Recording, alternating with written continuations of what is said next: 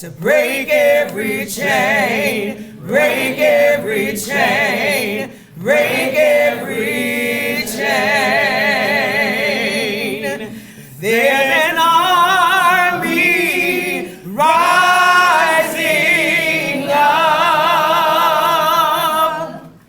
There's an army rising up. There's an army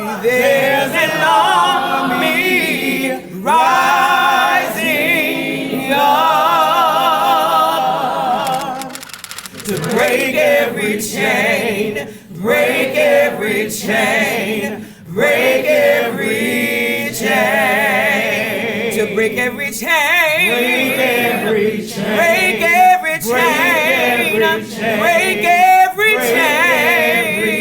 chain. One more time. There's an army rising up. There's an army rising up.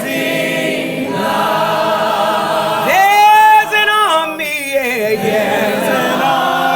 and it's rising up. Amen. So the moment has arrived, an historic moment. My name is Larry Cox. I serve as the Executive Director of the Poor People's Campaign, National Call for Moral Revival, and I want to welcome all of you to be here for this press briefing, the first of many press briefings of this historic movement. And now I want to introduce Roz Pellis, who is the Strategic Director of the Poor People's Campaign, National Call for Moral Revival, who will introduce the next. Good morning. Good morning. Are we happy to be here this morning?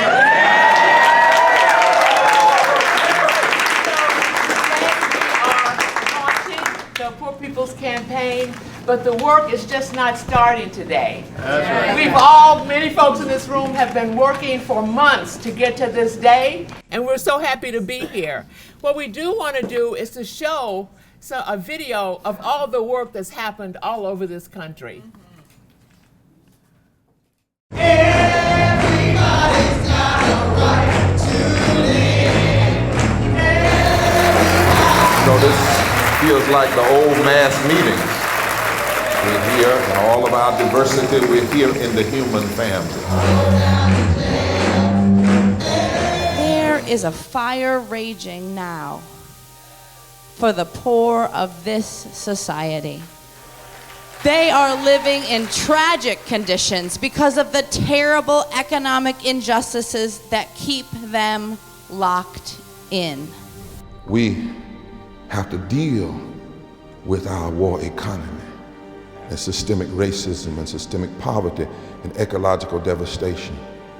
And finally, we have to deal with the moral narrative. We are traveling around this country building this Poor People's Campaign, a national call for moral revival. What we want to do now is hear a little bit from the local community who are a part of this campaign. I've spent 5 or so more years homeless. Living on minimum wage has caused me to have to figure out on a daily basis how to afford basic necessities. While the U.S. sends trillions abroad, my friends, family, and fellow veterans suffer the economic consequences of the war economy. I have 2 children, and I enjoy raising them while acknowledging that being poor is a struggle of human rights. But when I lost my housing, healthcare, and income all at the same time, I was terrified, panicked. I want to stand here and reclaim the power and dignity of the mujeres in my life. I can't afford to pay a cab. It was one thing to know that you didn't have water and you couldn't afford your water. It's a whole nother to find out that they shut off your entire community and none of you matter. And in the aftermath of climate change disasters, poor people and people of color are the ones to lose their homes. Who can't survive with $7.25? No parent should have, in America, should have to bury their for lack of medicaid expansion. Being poor is not a sin. Poverty is a sin. Being homeless is not a sin. Homelessness is a sin. And we are here, and it's time for us to be the remnant that can transform the nation. We are calling for a season of moral resistance, a season of organizing, a season of nonviolent, massive civil disobedience. There will be a movement that will break through the con and cut through the lies and bring people together to save the heart and the soul of this democracy and this world.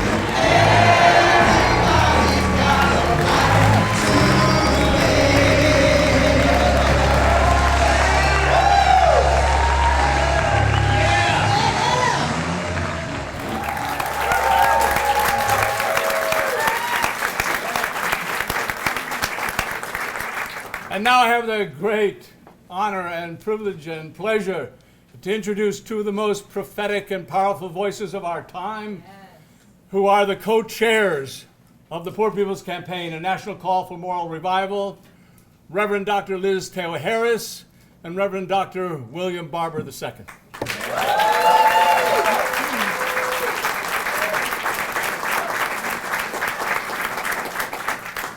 Good morning. Good morning. Good morning. Good morning. We are here to say that the Poor People's Campaign, a national call for moral revival's time has come.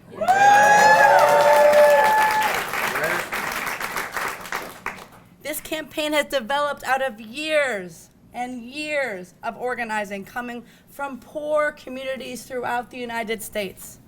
From the tens of thousands of families whose water has been shut off in Detroit, to those whose family members have died because of the lack of health care and Medicaid expansion in Vermont, in Pennsylvania, in North Carolina, in Alabama, all over this country, to the thousands of immigrants crying out for hugs, not walls, at the U.S.-Mexico border, to families living in raw sewage with tropical diseases that had been eradicated decades ago, re-emerging in Lowndes County, Alabama, and many rural communities across this country.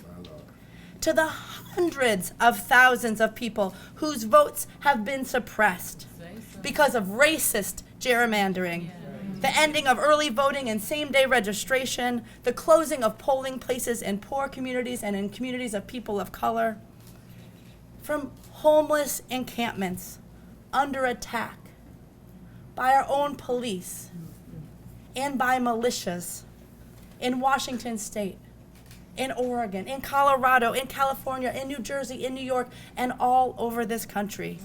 We have heard the cry. We want to be free. We need a Poor People's Campaign. We need a moral revival to make this country great for so many for whom it has not yet been. Indeed, there is a moral movement afoot in this country with poor people and clergy in the lead.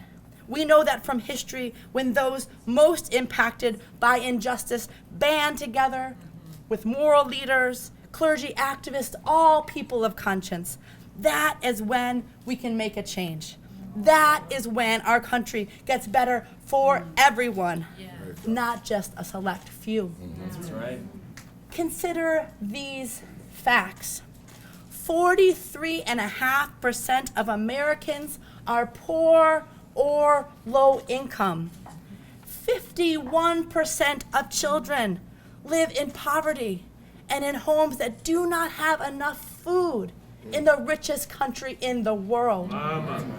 We have fewer voting protections today than we did 52 years ago. All right, teach. The United States spends $630 billion each year for the military, but only $183 billion for education and jobs and healthcare and housing and other basic human needs.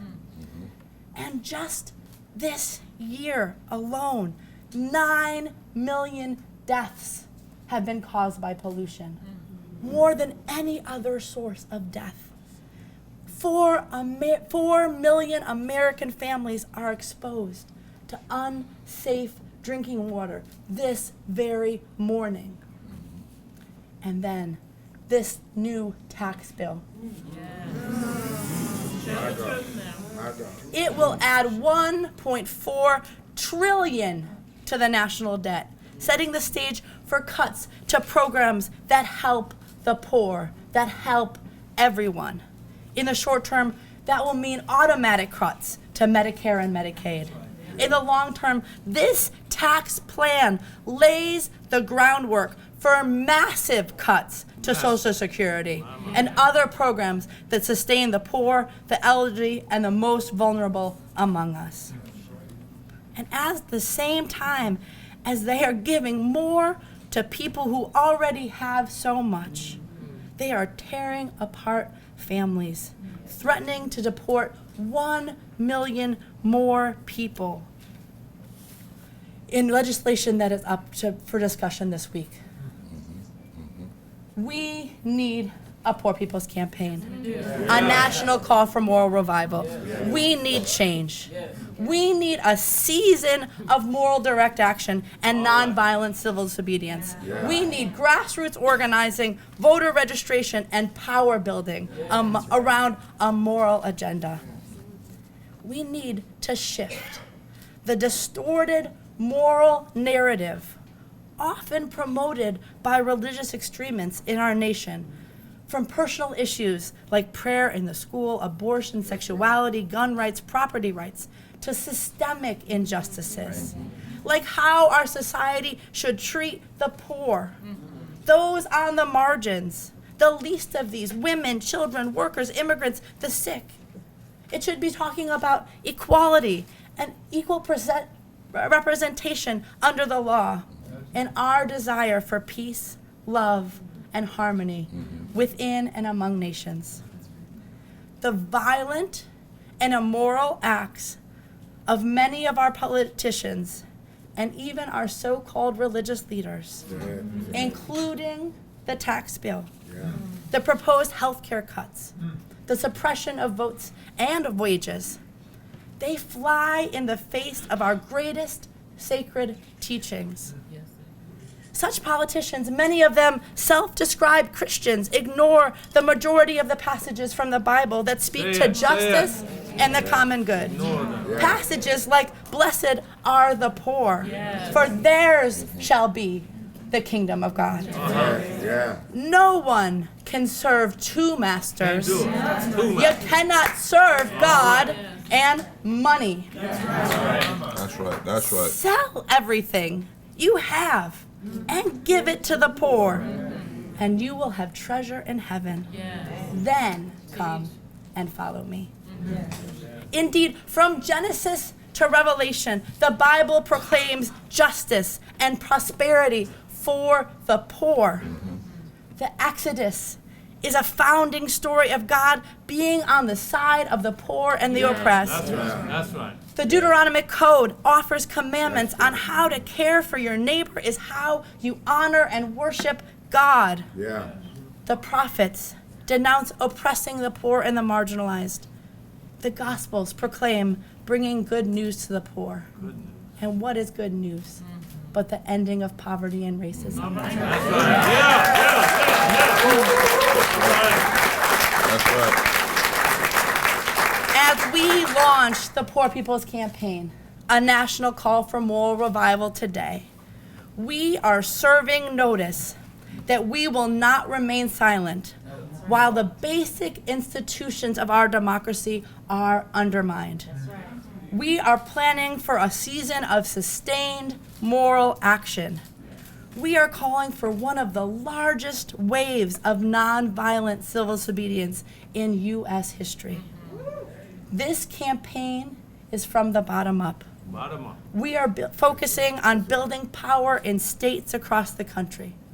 The 40 days of moral action will take place in state houses across the country and here in our nation's capital, Washington, D.C. And that will just be the beginning. Next spring, we launch a movement, not a moment. And this movement will change the direction of this country. It will change the course of history. It will demonstrate the power of the poor and moral leaders to right the wrongs of our society.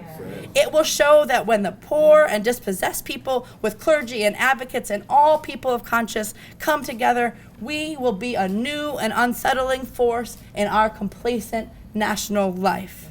It will show that someone is hurting our nation, and it has gone on far too long, and we won't be silent anymore. Amen. Amen. Amen.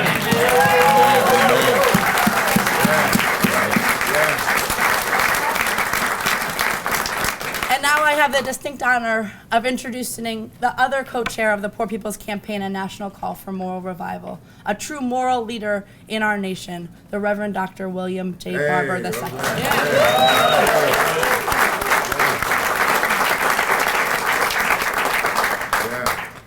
There is no such thing as a movement that does not have a central core of leaders. Well, servants, should I say. So I want to ask, before I make any comments, I want to ask Claudia to come.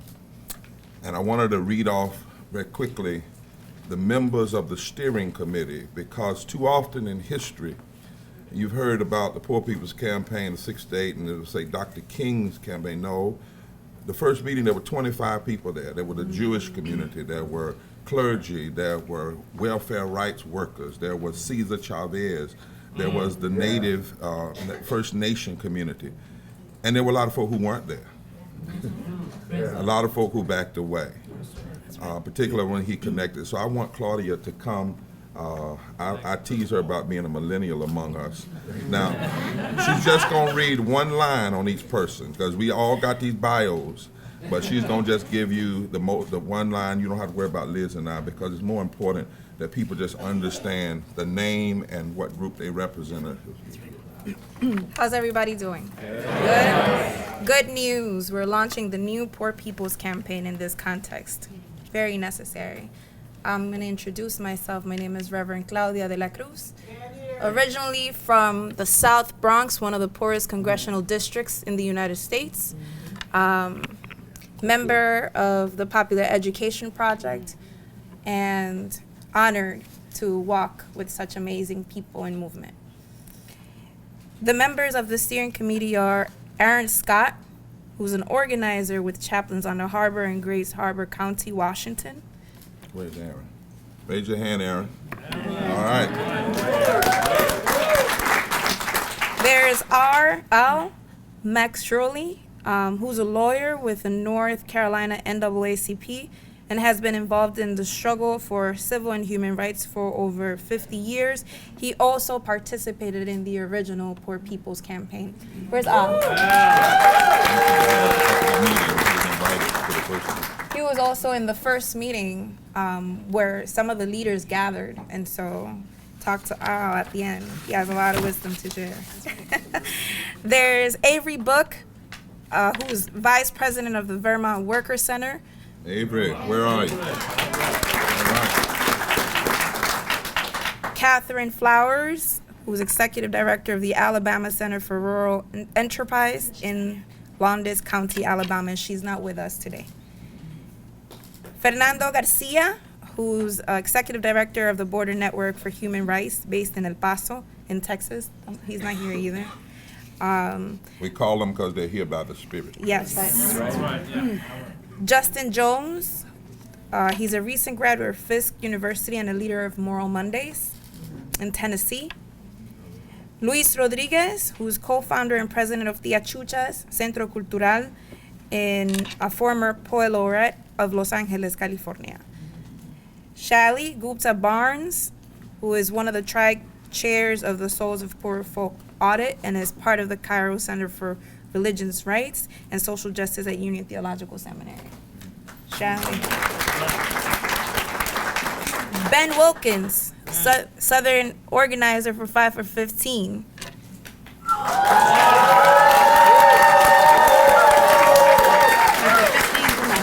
Now you know that 5 for 15 is in the house. All right.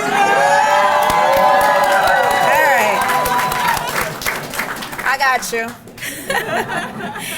We have Jonathan Wilson Hartgrove, who is co-founder of Red Letter Christians and director of Schools for Conversion, a nonprofit that pursues beloved community through work with kids in their neighborhood, through classes in North Carolina prisons and in community-based education around the country.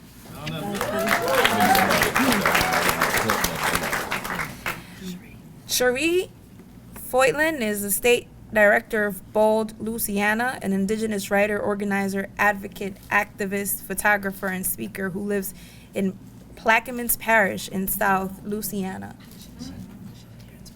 She's here in spirit. Reverend Dr. James Forbes is National Minister of the Drum Major Institute and senior and pastor at Riverside Church. Reverend Dr. Tracy Blockman, Executive Minister of Justice and Witness Ministries of the United Church of Christ. My church. Reverend Nelson Johnson is pastor at Faith Community Church in and Executive Director of the Beloved Community Center in Greensboro, North Carolina.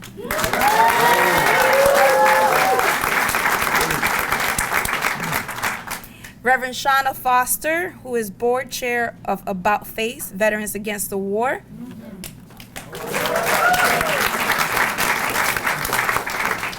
Sister Simone Campbell is the executive director of Network, an organization founded by Catholic sisters which works to create a society that promotes justice and dignity.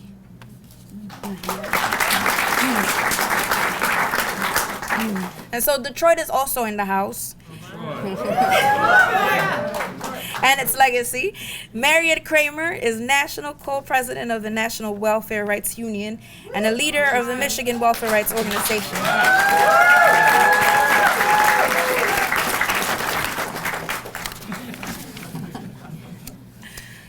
Maureen Taylor has served as chair of the Michigan Welfare Rights Organization since 1993 and has spent her life fighting against the war on the poor. She's with us in spirit all day, every day.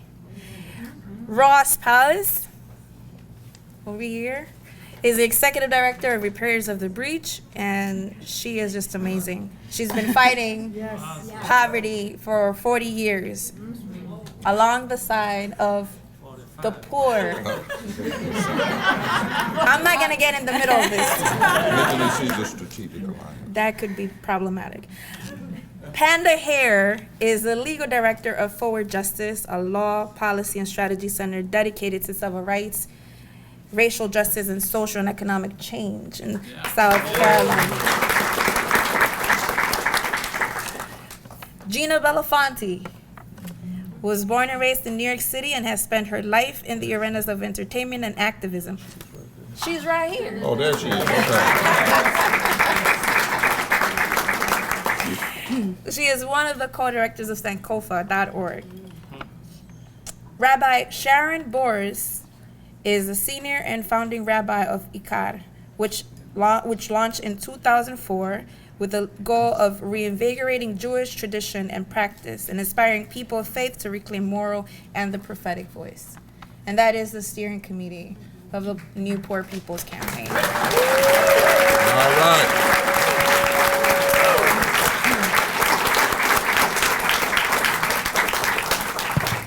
I also want to mention that for the media that as we move toward the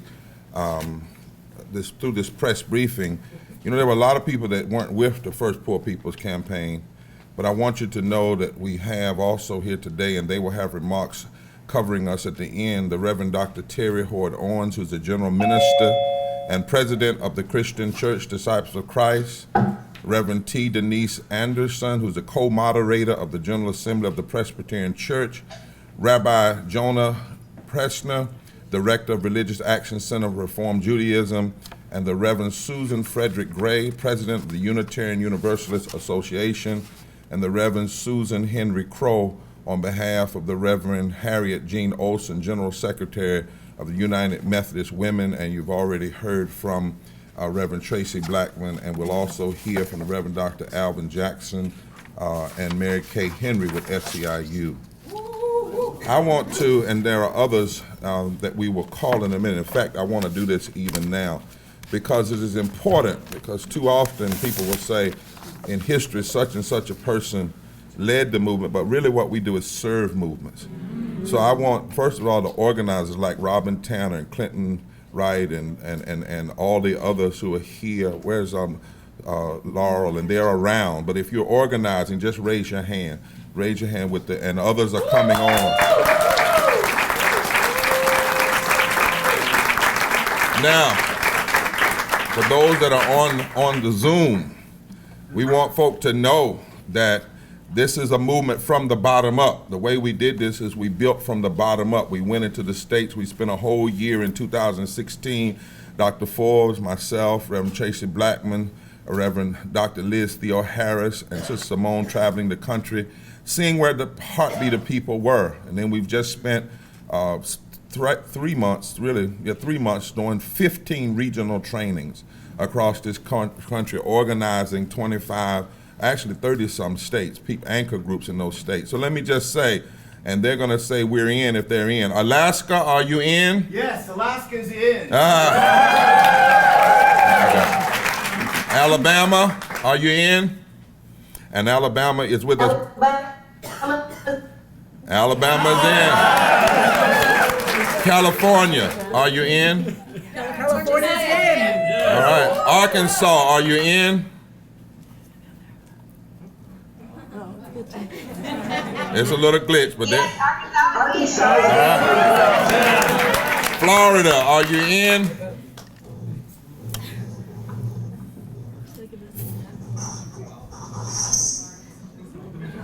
Florida, are you in? We in the house. All right, Florida's in the house. All right. Georgia, are you in?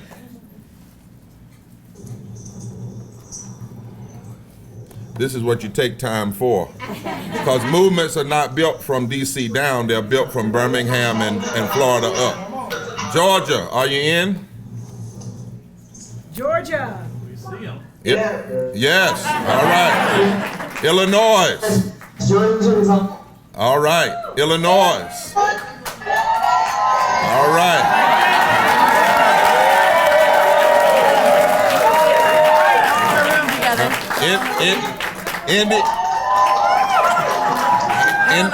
Indiana, my home state. Are you in? Where I was born. Are you in?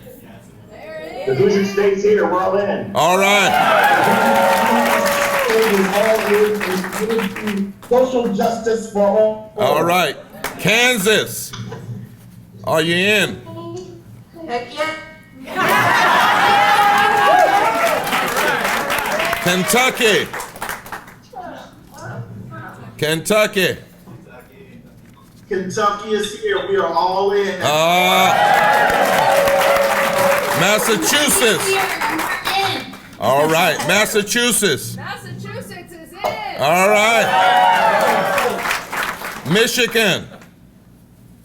Massachusetts is all in. All right. We're so happy to be part of it. Michigan. Michigan. I'm just messing with you. They're there too. All right. Minnesota. But you know Michigan. I know it. Minnesota. Minnesota is here. All We're right. fired up and ready to go. All right. Mississippi. There's a delay in Mississippi. I'll come back. Missouri. All right. Mississippi's there. Holler.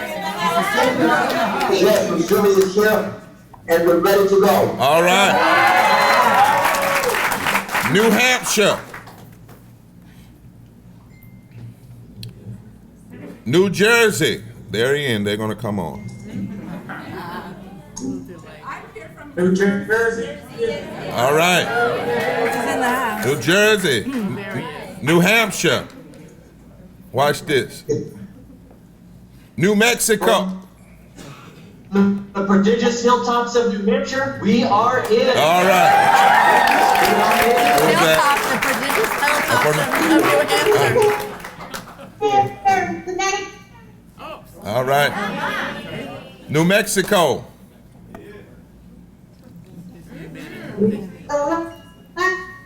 Enchantment. We are ready to hit the ground running. All right. New York. In the room, New York. Yeah. North Carolina. Ohio. Ohio. Holly in North Carolina. All right. Ready to go.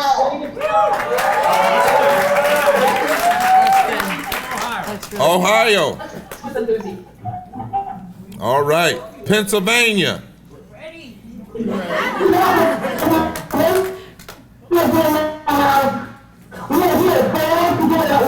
One step back. Forward together.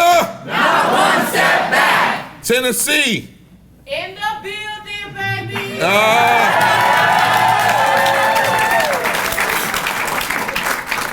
Vermont. The brave little state of Vermont is in. All right. Washington. We've always been in. Washington State. And we will stay in. Yep. All right. The great state of Washington is all in. And there are just a few states that are not on the line for technical district. South Carolina, Wisconsin, and Louisiana. So as Gina would say, what? Who is that? Let's ask if anyone. Anybody? Did I miss anybody? Virginia.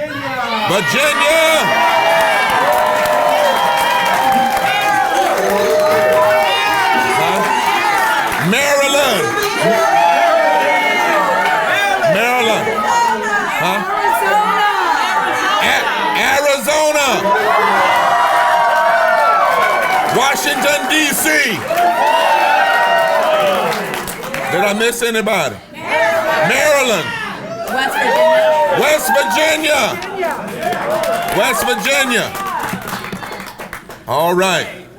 So we wanted to do that this morning. That's a biblical principle. If you know, in the book of 2 Chronicles, when they had to go out and face their challenges, they went out with a certain kind of praise, even though they knew they would face many problems.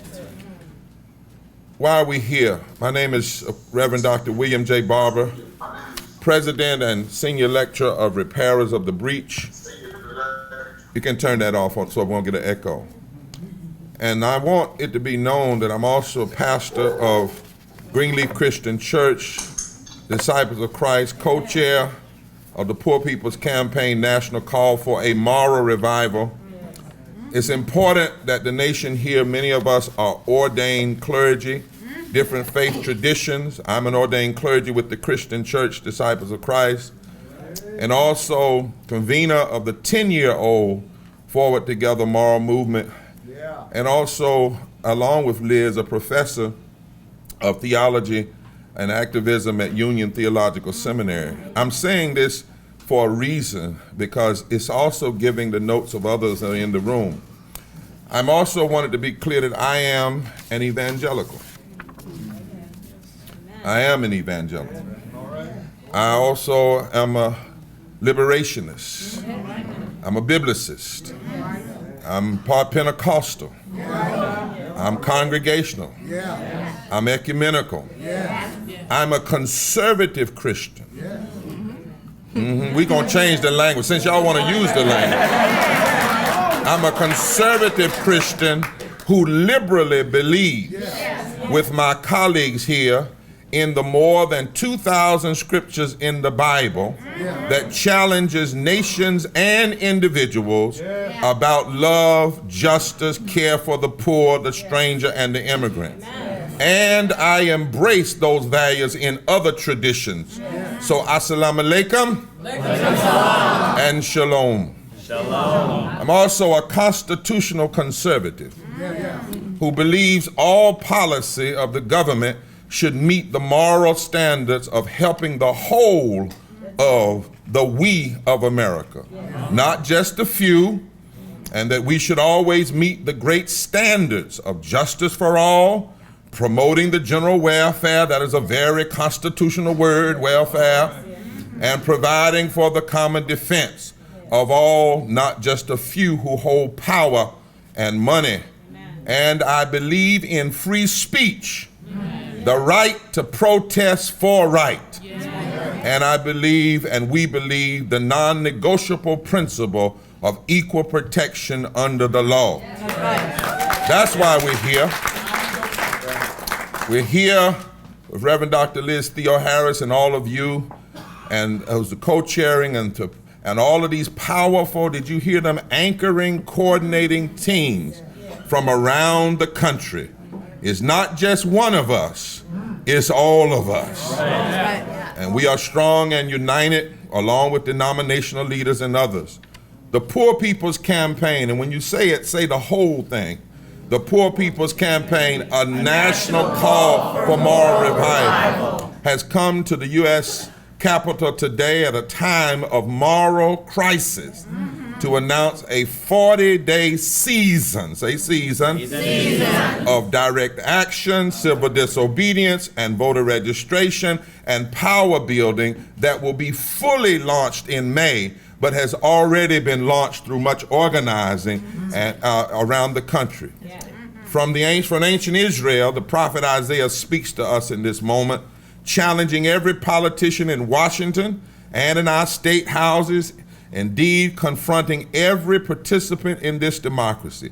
Isaiah 10 says this in the Message Bible: "Woe unto those who pass evil decrees, oppressive decrees, listen, that deprive the poor of their rights and withhold justice from the oppressed of my people and rob children of their future." Let it be known, because we are clear-minded in this room. Even if President Obama was still president, even if Hillary had won this campaign, we would still launch this campaign. This is not a commemoration. This is a reimagination and a consecration, and the 40 days is not the end, it is the beginning.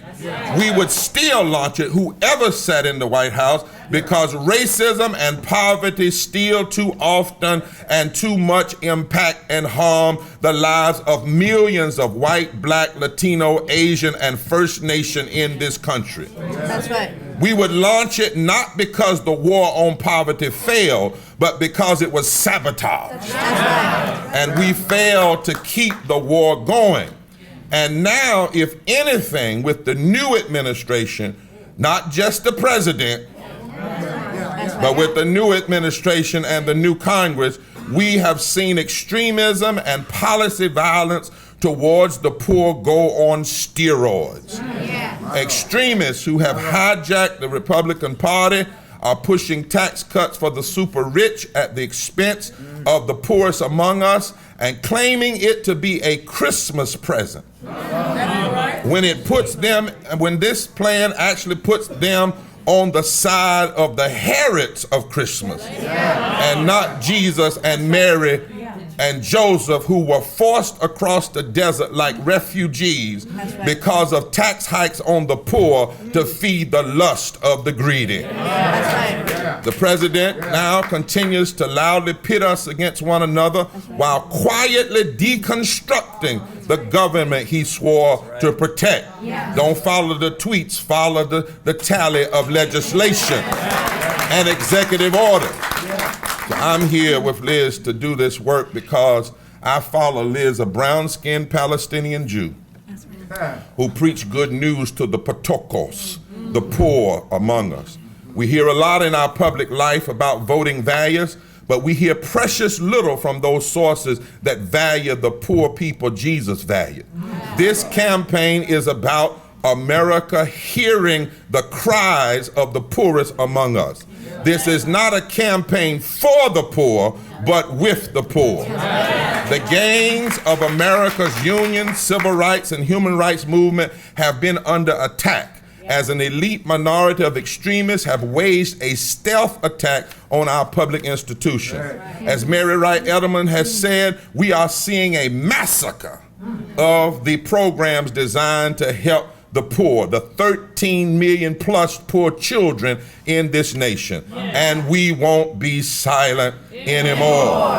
And too much of this policy violence has been endorsed by a heretical form of extreme religionism that attempts to camouflage itself as Christian evangelicalism, when in fact it is heresy.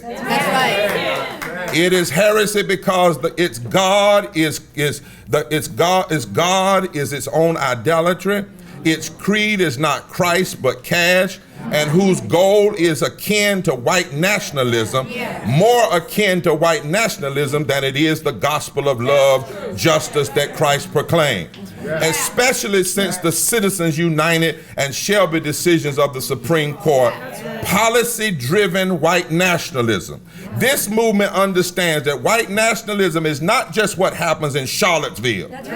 Because white nationalists may be in Charlottesville about statues, but we focus on statutes. White nationalists don't agree with health care for everybody.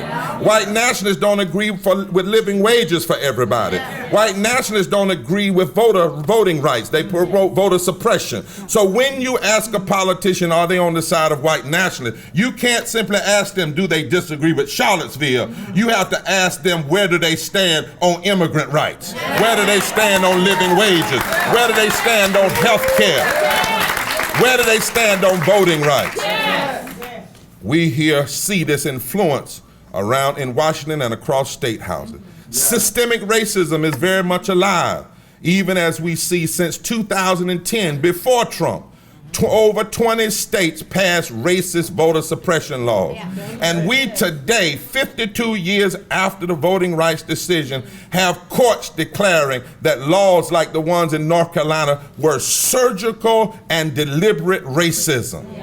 Pornographic sums of mystery money have been poured into campaigns aimed at delegitimizing the role of government and sanctifying the market. In 2016, we went through the most expensive presidential campaign in history, nearly $10 billion, without one single serious discussion or debate about systemic racism, poverty, ecological devastation, the war economy, or our distorted moral narrative. 26 debates and not 1 hour of discussion, either Democrat or Republican. Now we are witnessing this emboldened attack.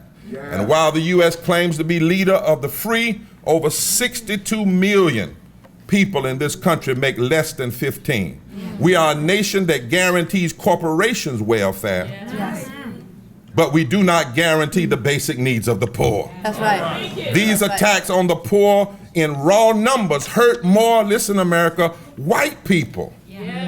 In raw numbers, and in percentage-wise, it hurts more blacks. 400 families make an average of $97,000 an hour, while we arrest people who simply want 15 in a union.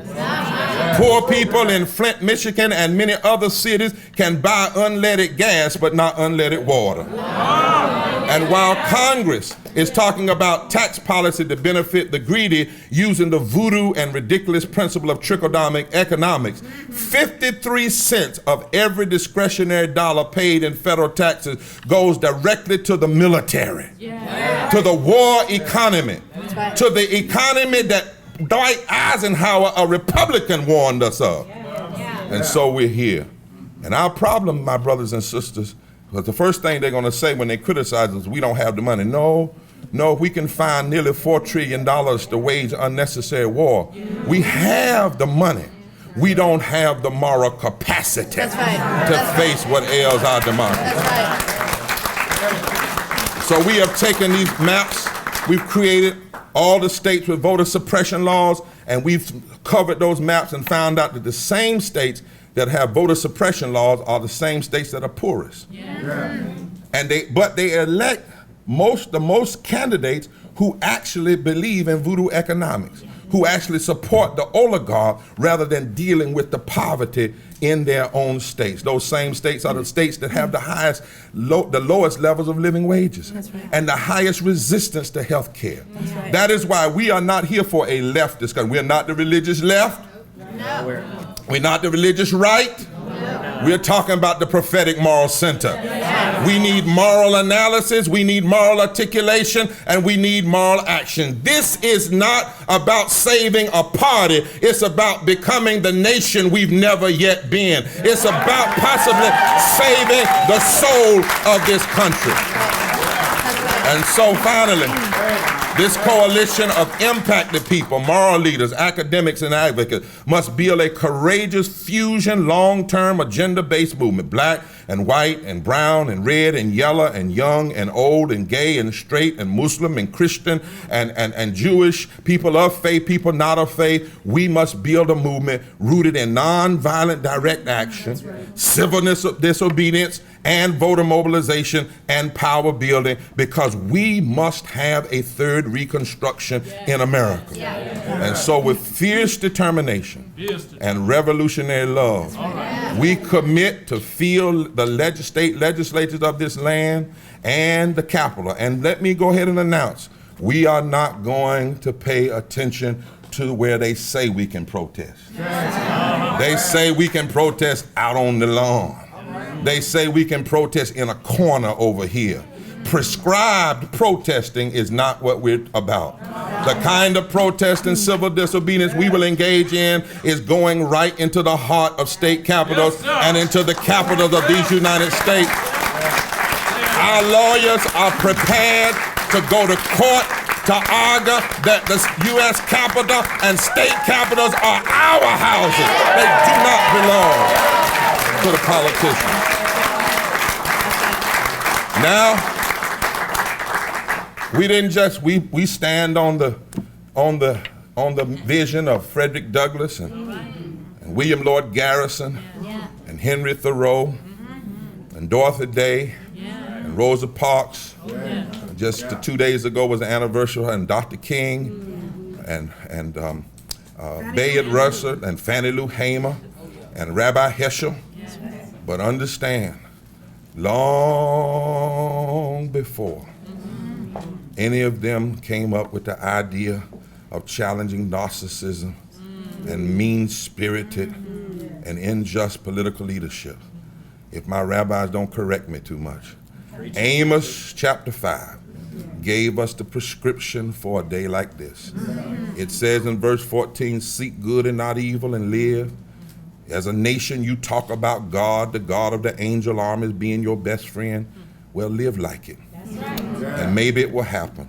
I need you to be a nation that hates evil and loves good, but I need you to work it out in the public square. And then maybe the God of the angel armies will notice your remnant and be gracious. Now God says to those who want to see change, go out into the streets and lament loudly. Fill the malls and shops with the cries of doom. Weep loudly, empty the offices, empty the stores, empty the factories, empty the workplaces. Enlist everybody that knows they need to be crying into a general lament. God says God wants to hear it loud and clear. And if I hear you crying in the street, dissenting, refusing to go along with the injustice, then I will make my visit. We are not alone. We walk in concert with cosmic forces. It is time to make America cry again. Because only when she sees and hears the faces of the pain, and those faces are the leaders of the movement, only through the tears of deep supplication and repentance might even we have the possibility of reconstruction. This is our task. This is our calling. And we shall not be silent. Amen. Amen. At this time, I want to invite Attorney Penda Hare, Terrence Wise with the Fight for Camp 15, Penda Hare, who is the legal director who led and leading and beating these voter suppression laws, Michelle Buxter, Sean Foster, About Face Veterans Against the War, Callie Greer, low-wage community organizer, Selma Center for Nonviolence and Truth and Reconciliation, and Chief Winslow Nosey, Sr., the Apache Nation. Yeah. Now,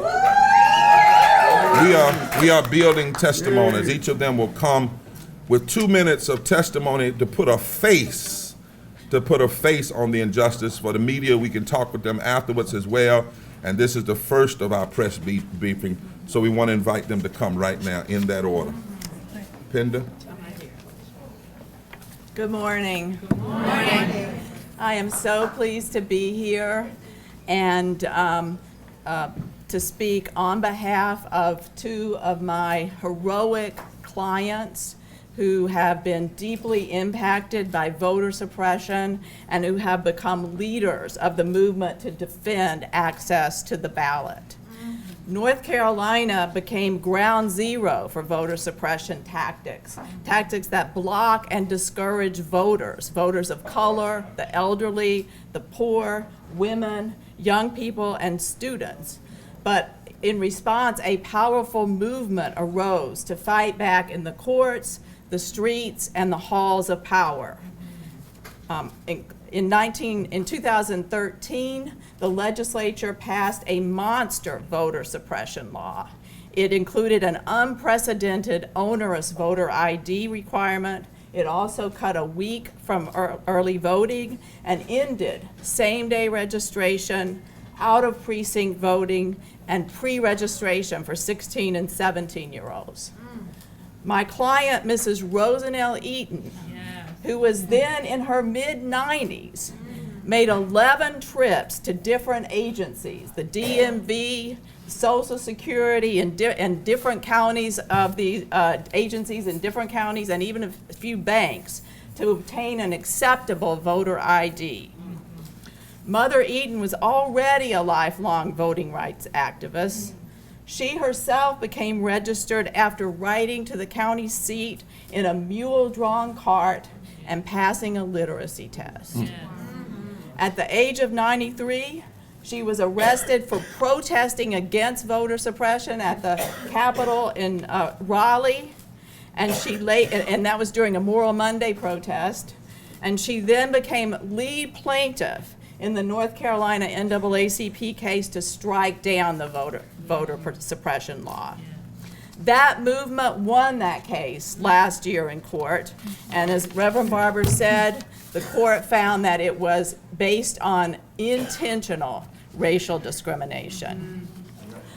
My second client, that I'm going to talk about today, is Mrs. Grace Bell Hardison, a 100-year-old black woman who had voted for decades before she was challenged based on a postcard that was erroneously mailed to her address. She exemplified thousands of voters across the state and became a lead plaintiff at age 100 in the case that led to the invalidation of that requirement and the restoration of thousands of voters to the rolls. President Obama even quoted Mrs. Hardison in his speeches. He said, he's quoted her as saying, if I haven't stopped fighting at 100 years old, then neither can you. That's right. All right. That's right. That's right. The Poor People's Campaign, a national call for moral revival, is inspiring a powerful moral movement that can defeat voter suppression and give the people the vote, the voice, and the power to transform the political, economic, and moral structures of our society. Thank you. Thank you. They could not be here today, 93 and 100 years old, but we put their faces and their stories before the nation. That's right. Strom Thurmond only filibustered the 1957 Civil Rights Act for 24 hours. Ryan and McConnell and Boehner have filibustered fixing the Voting Rights Act for over 1,700 days. We can't be silent anymore. My brother, Terrence. Ain't no power like the power of the people, cause the power of the people don't stop. Say what? Ain't no power like the power of the people, cause the power of the people don't stop. Say what? Ain't no power like the power of the people, cause the power of the people don't stop. Say what? Ain't no power like the power of the people, cause the power of the people don't stop. Say what? Ain't no power like the power of the people, cause the power of the people don't stop. Thank you, thank you, thank you.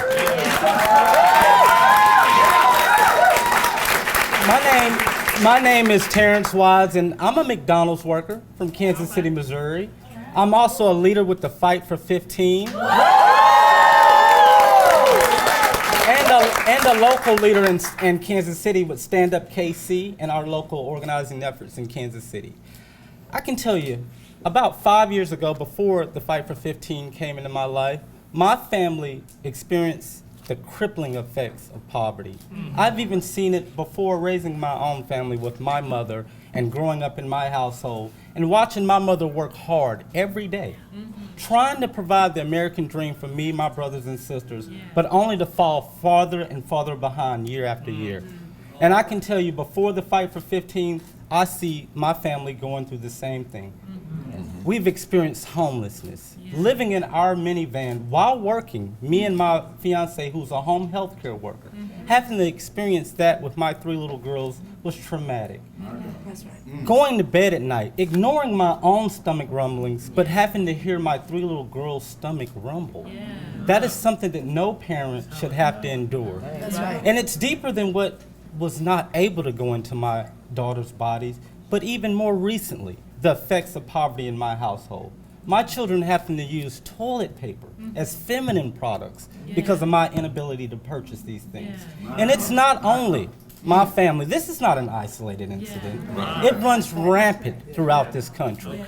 And I can tell you now is the time more than ever to reignite the Poor People's Campaign. A national call for moral revival.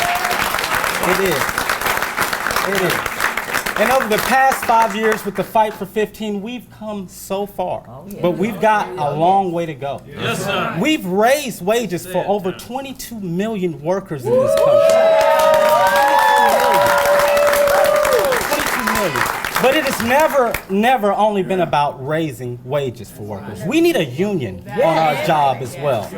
And I can tell you, in the beginning, it was a fight to raise wages for my family and to win a union, but it's gone deeper. We need racial equality, economic equality. We need environmental equality. We need it all. And I can tell you, with the Fight for 15 teaming up with the Poor People's Campaign, a national call for a moral revival, we'll get it done.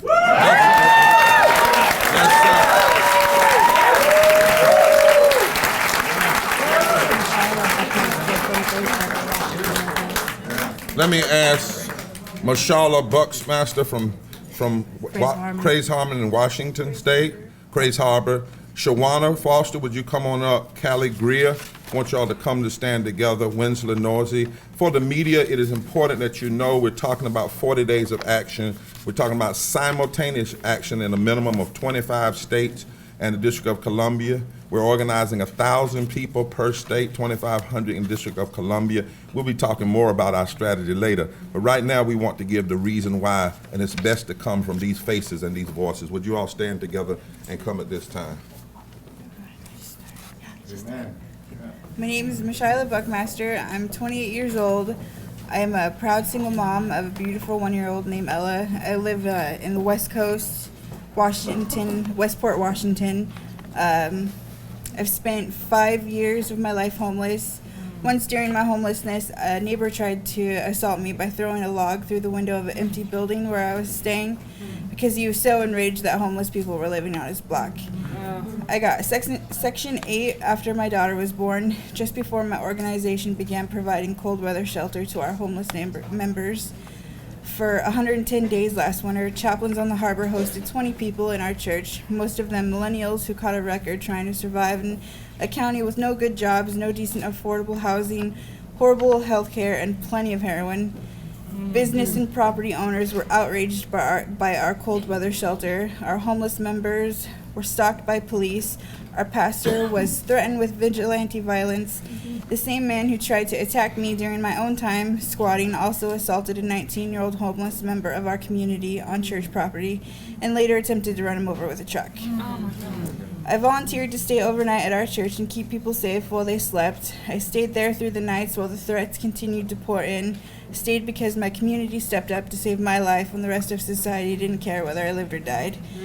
And now it's my turn to protect my community. I'm joining the Poor People campaign because I need a movement that's as tough as I am. Poor and homeless people get stereotyped like we're too stupid and lazy to solve our own problems. I wasn't homeless because I was stupid and lazy. I was homeless because our country has no problem with pregnant mothers being homeless in the dead of winter, while just 2 hours away in Seattle, the CEO of Microsoft and Amazon have made themselves the richest individuals on the planet. That's right. That's right. That's right. Tell me who's messed up in that situation. Some of you might be suspicious of a Grace Harbor County person getting up in front of this crowd thinking, aren't they all a bunch of rednecks out there? Well, hell yes, we're rednecks. We're radical rednecks. We're hillbillies for the liberation of all people.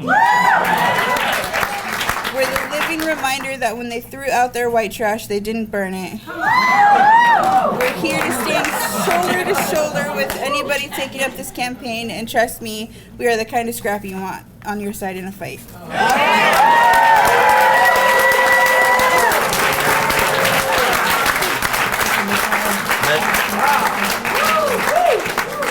Who's next? I'm Reverend Shauna Foster, and I am representing veterans with About Face Veterans Against the War. Dr. Martin Luther King Jr. once said that a nation that continues year after year to spend more money on military defense than on programs of social uplift is approaching spiritual death.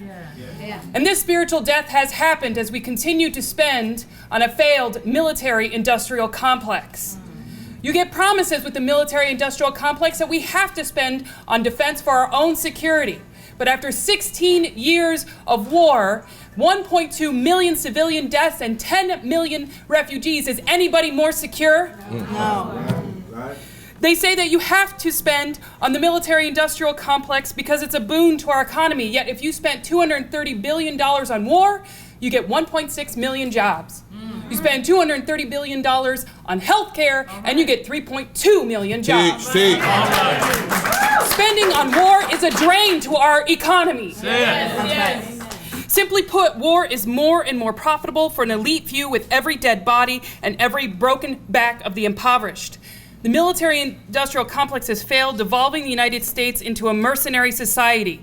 Most of the national budget is for war, and most of that money is given to private corporations, not to a publicly owned and accountable military, and not to the poor people who make up the majority of the 3 million veterans who have served in these last wars. These wars, they serve no moral purpose and no economic benefit. And military members are forced to carry out the spiritual death of this nation. But the spirit will not die because veterans and poor people across the land, we are a resurrection people. And we join the call of the Poor People's Campaign for a national call for moral revival. The poor must rise together to end the wars that force the poor here to kill the poor over there. And let us be the resurrection people, reviving the spirit of this nation, leading the way to the promised land of justice through programs of social uplift and towards the realization of the ultimate reality, a radical love for all of humanity. Good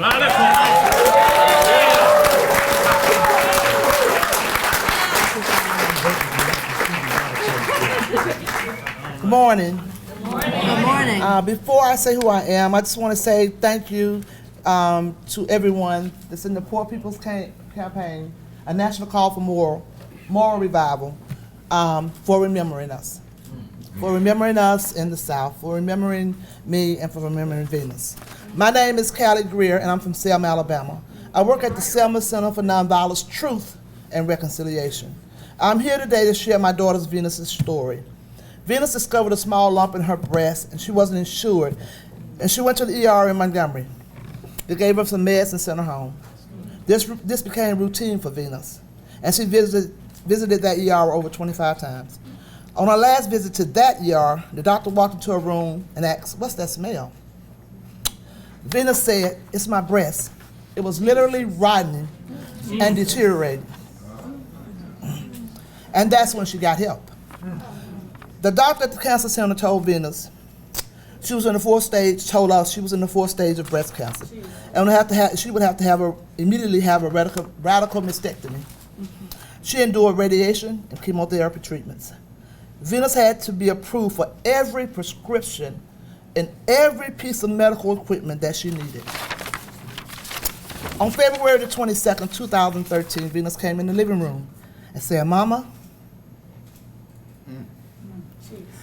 please, I need to finish this. Come on now.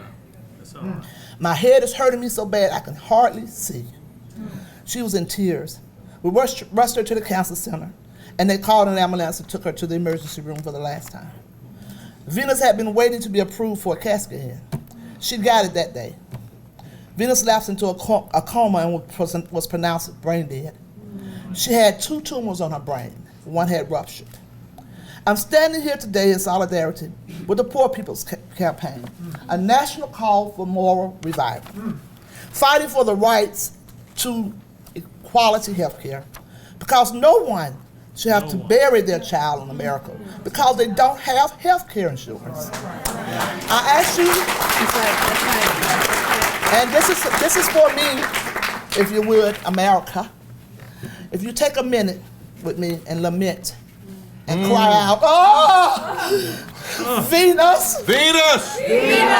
Venus! Venus!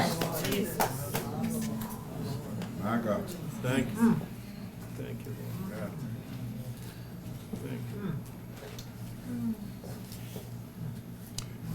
In every southern state where many politicians win their elections by voter suppression has resisted expanding Medicaid. Every one of them. Every one of them in the poorest states. Venus is black, most of the people hurt they're white, but it doesn't matter because when you die, you're just dead. Thousands, hundreds of thousands all over the country. And now folk want to take 13 million. This is not a death because it was time for Venus to go home.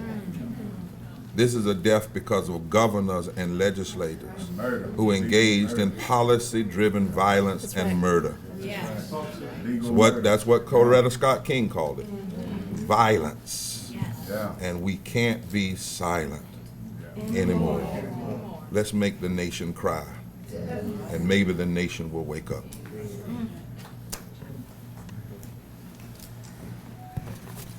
First, I'd like to have my granddaughter Najoni come up and stand with me.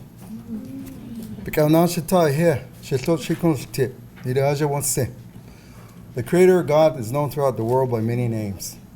And our voices of Native Americans have been quiet since the 1400s. Today brings us our voice back into this country that is rightfully ours. And was taken away from genocide. 90% of our people were exterminated from this country. 90%. Today we still live on reservations that are homes to us as prisoners of war. We had at one time had 100% unemployment. To today we're down to 70% unemployment. We feel America has held us back to grow our children into this generation. America was founded on genocide and all the wrong reasons. That's right. Martin Luther King makes it clear in his speeches that the first Americans should be given the rights because we are a part of this pie as all of you are. Our religion is the oldest religion of this country. So to have Reverend Barber, Reverend Mendez, and all the ones to include us today here, I can tell you the Native American people of this country are crying with happiness because our voices are being heard today. So like our leaders before me who have told Washington, you have told me that you are going to imprisonate me. You have told me that you are going to take our lands and our ways of life away. You have told us that our religion is not a religion. How are you going to teach my children?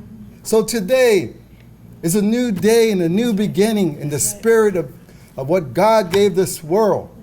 Because now as a father, like all the Native American fathers, I can stand here and say to my granddaughter, there's hope. There's hope. So we Native Americans, as well as the people of Arizona, our relatives, our Mexicans who are habitats to this land, and are called immigrants and are forced to migrate and be pushed back to Mexico is wrong. They come from mothers who were raped. They are indigenous people. Let us correct history. So history will build a new beginning for our children that are yet to be born. So America, I call on you, Native Americans, I call on you, all the people of this country. We are brothers and sisters. That is what God has given us. So again, I thank all of you. So with the Apache people, being the oldest and the newest, we bring reference. We bring spirituality to this gathering. So please do not forget who we are, because today our voice has been born. Thank you. Thank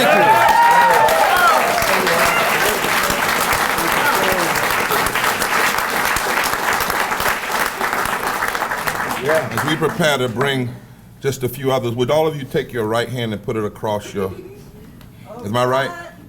Left? This is Oak Flat. You know about Standing Rock, but Oak Flats is a place where John McCain helped approve a multinational group that's drilling down for copper and poisoning the aqueducts in Arizona. And it's hurting, it will bring cancerous disease not only to people on the reservation, but people around. And we can't be silent anymore. That's right. Amen. That's right. Thank you.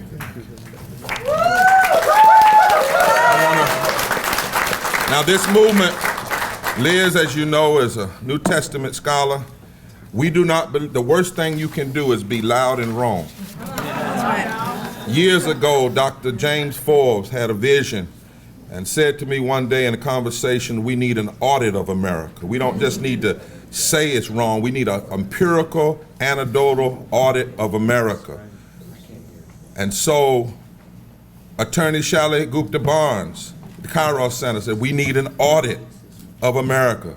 We need to know where we've been, where we are, and where we must go. Something that not only curses the darkness, but speaks to the light. Something like the Kerner Commission, but even deeper. And so today I want to invite Attorney Shelley Gupta Barnes, the Reverend Dr. James Forbes, who is one of the tri-chairs along with Dr. Tim Tyson, and Sarah Anderson, Program Director for the Institute of Policy Studies, who's helping to write this audit that will guide what we do, guide our demands, guide our challenges for years to come. And they will tell you what the name of the audit is and where we are going. Shelley, Dr. Forbes, and Sarah, would you come at this time? Let's give them a hand as they come. Good morning. It is an honor and a privilege and a great responsibility to chair the audit committee of the Poor People's Campaign, a national call for moral revival, with Reverend Dr. James Forbes and Dr. Tim Tyson, who can't be here today but is here with us, and to be working with the Institute for Policy Studies here in Washington, D.C., and the number of experts who have been engaged in this research for the souls of poor folk, auditing America 50 years after the Poor People's Campaign challenged systemic racism, poverty, the war economy, militarism, and ecological devastation, and our national moral narrative. As Reverend Dr. King said in 1967, the prescription for the cure rests with an accurate diagnosis of the disease. The Souls of Poor Folk report is challenging us to take a stark look at what has happened over these past 50 years so we can precisely understand what has been ailing us and finally seek a cure. In addition to the research presented in the preliminary report released today, the Audit Committee is holding hearings and bringing in the testimonies and interviews with people, poor people of all races, ages, genders, and creed who are confronting systemic racism, poverty, the war economy, and ecological devastation from across this country and other experts to complete a 50-year audit that will be released in April. These facts, figures, and faces will make plain the conditions out of which this campaign is arising, the communities to which it is accountable, and contribute to a long overdue conversation in this country on our national priorities. We'll now hear from my co-chair, Reverend Dr. Forbes, on the vision of the Souls of Poor Folk audit, and then Sarah Anderson from the Institute of Policy Studies, who is the lead editor for the preliminary report released today. Friends, I'm going to read my statement. That way they know I'll say it in a minute.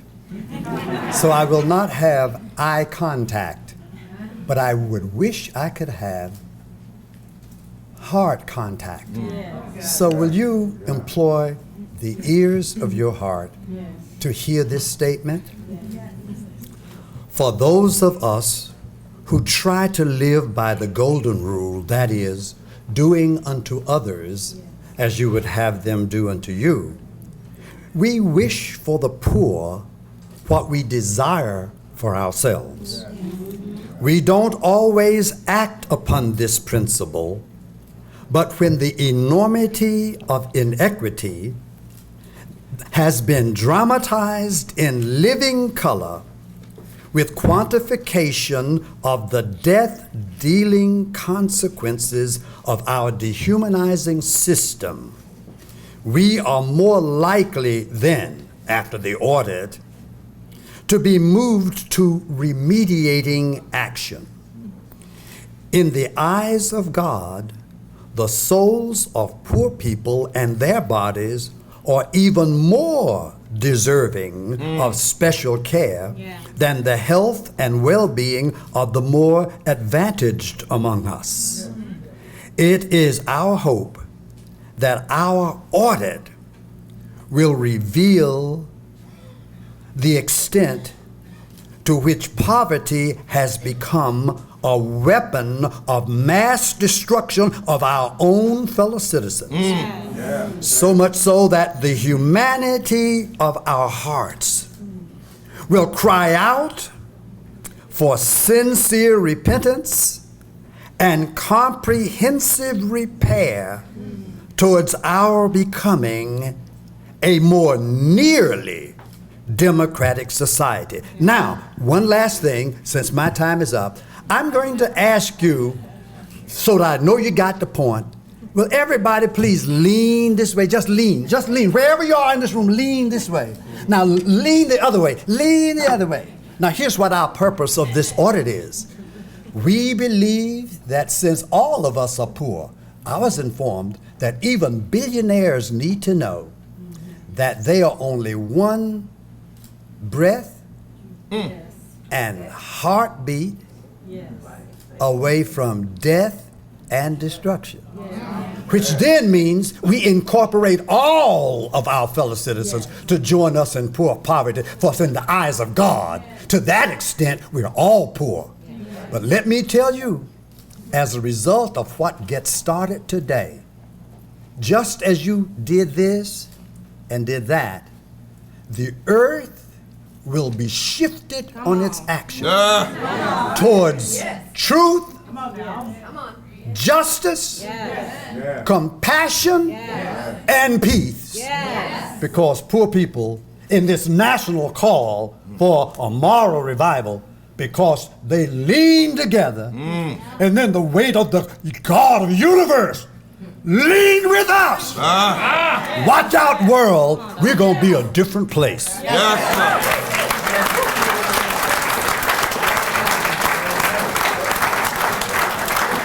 Thank you. You've all heard many powerful stories today. Get ready for some powerful numbers. Because by many measures, what Dr. King called the evils of racism, economic exploitation, and militarism are worse today than they were 5 decades ago. And if you add in climate change and other environmental threats, the picture is even more grim. So let me share just a handful of findings from the preliminary report that the Institute for Policy Studies released today in collaboration with the Poor People's Campaign. Compared to 1968, 60% more Americans are living below the official poverty line today, a total of 41 million people. And while the percentage of families in poverty has merely inched up and down, the top 1%'s share of national income has nearly doubled.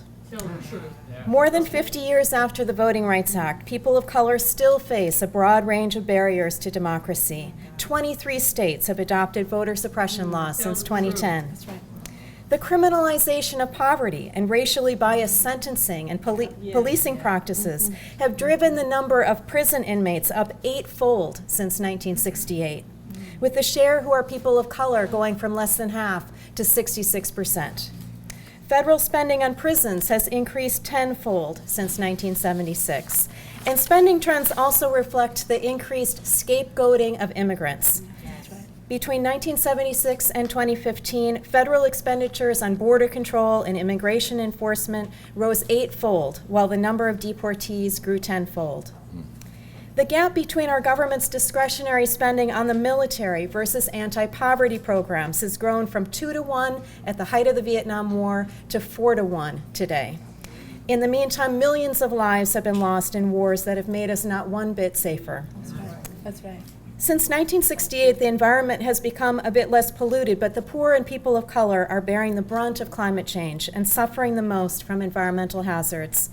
According to the CDC, for example, at least 4 million families with children are being exposed to high levels of lead, with low income and people of color at greatest risk. These numbers reveal just how deeply entwined are the problems of racism, poverty, militarism, and ecological devastation. To combat any one of them, we will need to unite Americans behind a broad moral agenda for transformative change. Thank you.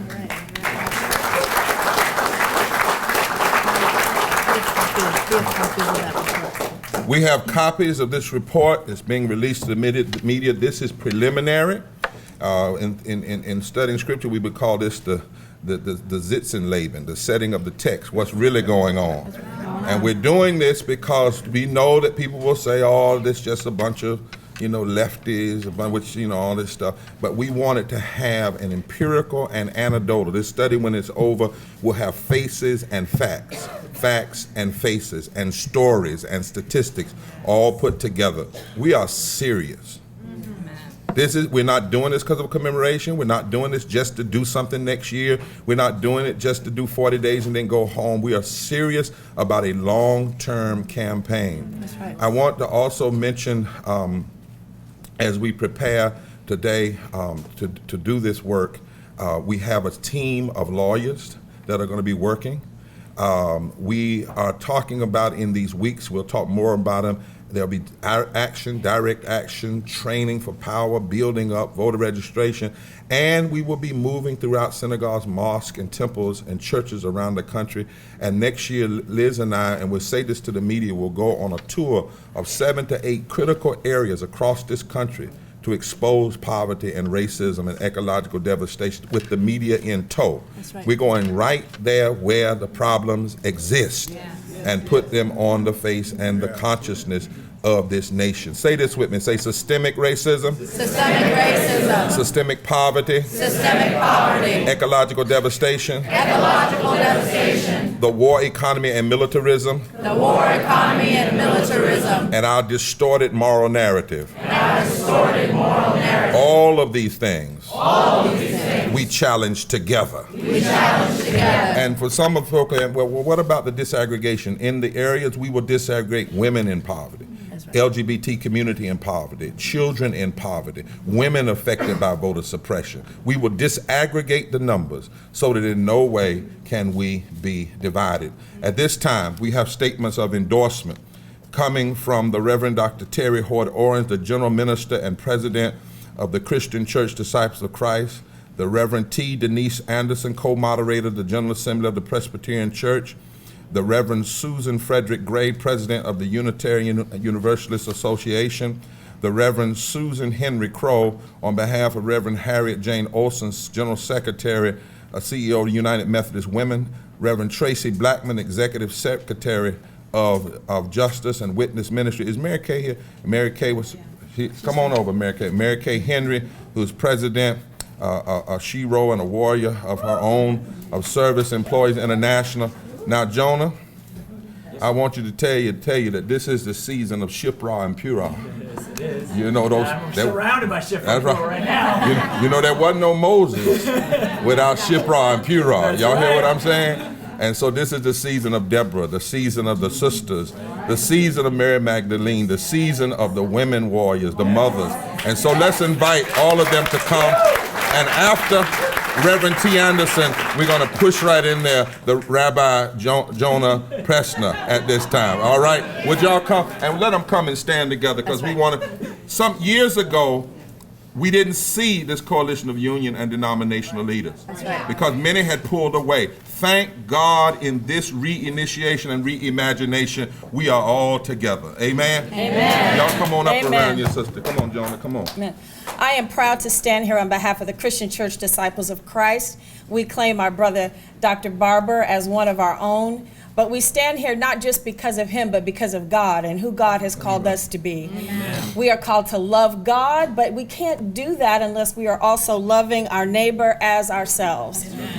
This summer, we passed a resolution at our General Assembly, which passed unanimously, saying that every level of the Christian Church Disciples of Christ, that includes congregations, our regional ministries, and our general ministries in the U.S. and in Canada. There is much to be said about the systemic injustice that exists in Canada as well, to support this prophetic movement.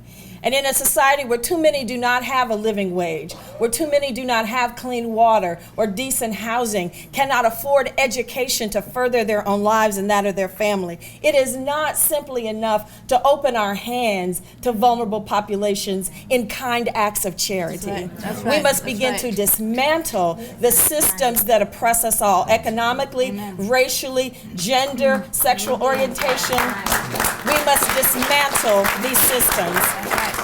I offer you a different take on the miracle that is actually recorded in all four of the Christian Gospels. The feeding of what is called the 5,000, but that counted only the men. With the women and the children, there were likely 15 to 20,000 people there. They noticed that they were hungry. Jesus said, not go to the store and get something. He said, what do you have? What can you bring? And so as the disciples brought forth what the people had, Jesus blessed it and told them to distribute it. Imagine what kind of society we can have if we submit our resources, the production of those resources, the stewardship of those resources, and the distribution of those resources to the almighty hand of God. Yes. To the love of neighbor, yes. We would indeed have a different society. Yes. And so we stand as disciples of Christ, ready to proclaim that good news and to stand with the poor to dismantle the systems that oppress us all and hold our country hostage.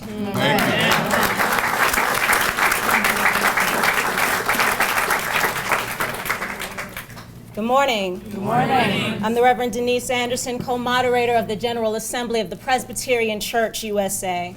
And at our 222nd General Assembly in 2016, the PCUSA made a number of social justice commitments to include measures to dismantle racism, to address climate change, and to engage with a new civil rights movement.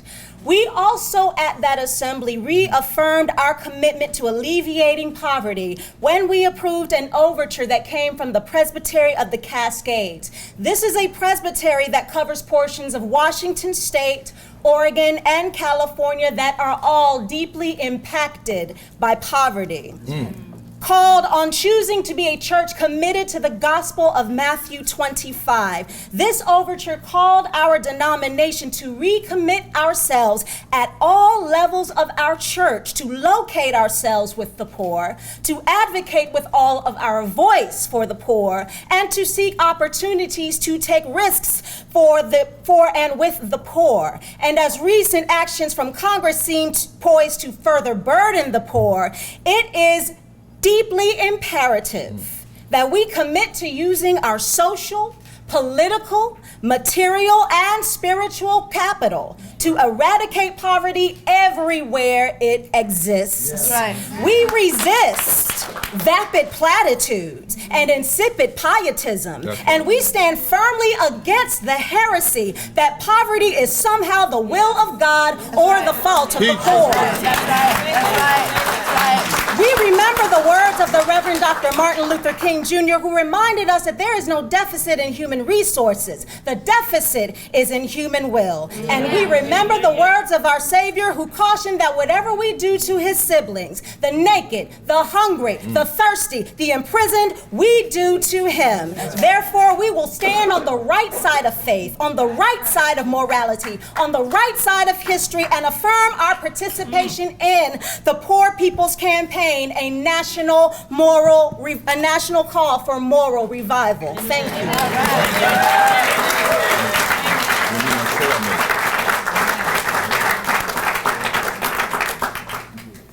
Moses never had to speak after Shifra and Puah. All right. Oh, everybody say Hineni. Hineni. Everybody say Hineni. Hineni. That means here I am. Everybody say here I am. Here I am. Here I am, Rabbi Jonah Pezer, director of the Religious Action Center of Reform Judaism, the largest denomination in Jewish life, representing 900 congregations, 2,000 leaders of the Central Conference of American Rabbis, and more than 2 million Reform Jews who are joining together to say, Hineni, because we are here for the Poor People's Campaign, a national call for moral revival. When God called, we said, Hineni. The nation now is calling, and so we will say, Hineni. The challenges that we face in our country can feel exhausting, but we know what the prophet Isaiah also taught. God never grows faint or weary. God gives strength to the weary. And Reverend Barber, you have taught us where to find strength in God and one another. We find strength what happens when Muslims and Christians and Jews, when leaders and clergy come together with the poor and with the marginalized. That's where we get the strength of God. That's how we can unlock the fetters of wickedness and let the oppressed go free.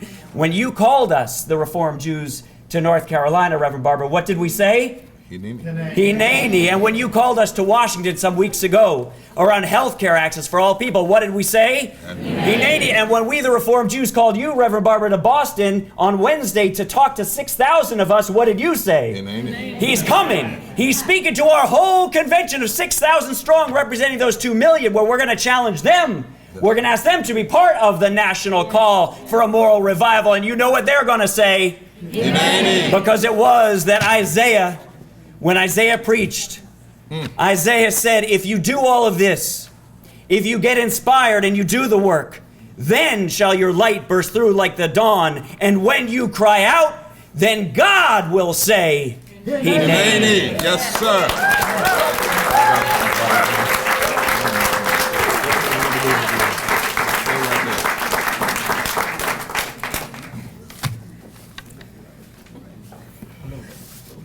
I'm the Reverend Susan Frederick Gray, president of the Unitarian Universalist Association, and so proud to stand here today with the Poor People's Campaign, a national call for moral revival. As a Unitarian Universalist, as a person of faith, I am called, and indeed we are all called, to work for the well-being and the dignity and the liberation of all people. We are called in this moment to hold our government and our national and local leaders to their highest responsibility, to foster liberty, dignity, opportunity, and the well-being not just of some of the people, but of all of the people.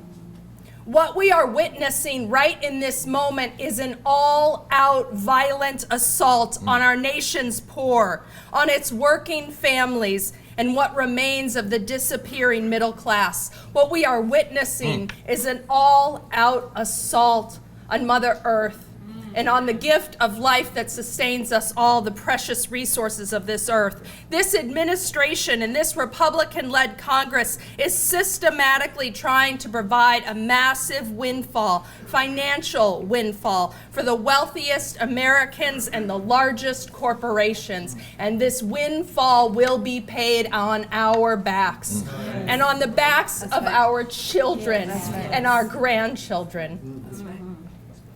This proposed tax bill is just the latest in a cynical attempt to restrict access to education, to health care, and to the opportunities for the working poor, the working class, and the middle class in America. This proposed tax bill is immoral. It violates our moral responsibility to care for one another.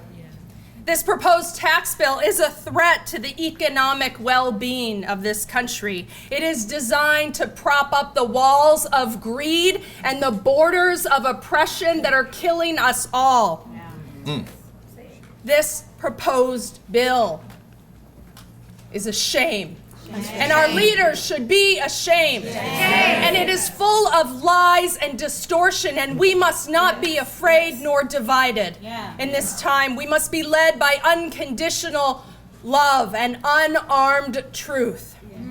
As people of faith and moral conscience, we must raise our voices and work tirelessly for the good of everyone, not just for the rich or the privileged, for the good of everyone.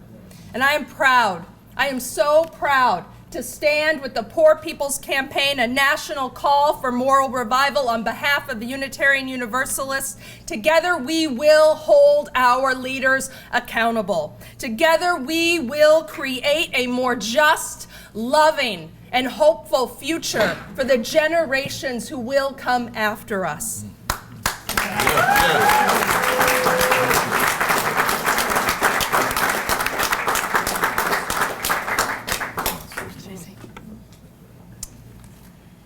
Venus. Venus. Venus. Venus. Speak her name. Venus. My name is Reverend Tracy Blackman. I am privileged to serve as the Executive Minister of Justice and Witness for the United Church of Christ, as pastor of Christ the King United Church of Christ in Florissant, and most proudly as a disciple of Jesus the Christ. In the tradition of my faith, we are in the season of Advent. Advent is a season of waiting, a season of crying out, often in darkness, with hope that reprieve, that rescue, that salvation might come. In hope that people might gain some relief from the oppressive forces of the empire of their day. That justice might come to those who are trampled by the callousness and the greed of the ruling class. That justice might overtake greed. That justice might overtake apathy. That justice might overtake evil political intent. The prophet Isaiah said in his day, "A voice is crying out, in the wilderness, prepare the way of the Lord." In Isaiah's day, I believe that cry was the voice of those who were victimized and villainized by the oppressive and unjust actions of those in power. To prepare the way was a clarion call to remove every obstacle to justice, to clear out confusion and false paths that lead to nothing but greater devastation. The people cried out for renewal, for the rebuilding of their cities, for the provisions necessary that life might be well. And today, I believe a voice is still crying out. I believe that this Poor People's Campaign, a national call for revival led by Dr. Theoharis and Dr. Barber, is that voice today. I believe that all of us gathered here to declare a pathway towards justice. We are that voice. And I stand with the full support of the United Church of Christ. We are a denomination rooted in a history of crying out, in a history of standing up. We didn't just get to the party yesterday. We've been in this fight as long as we've been in existence. We are joining with this campaign to stand up for justice, to declare our commitment to crying out against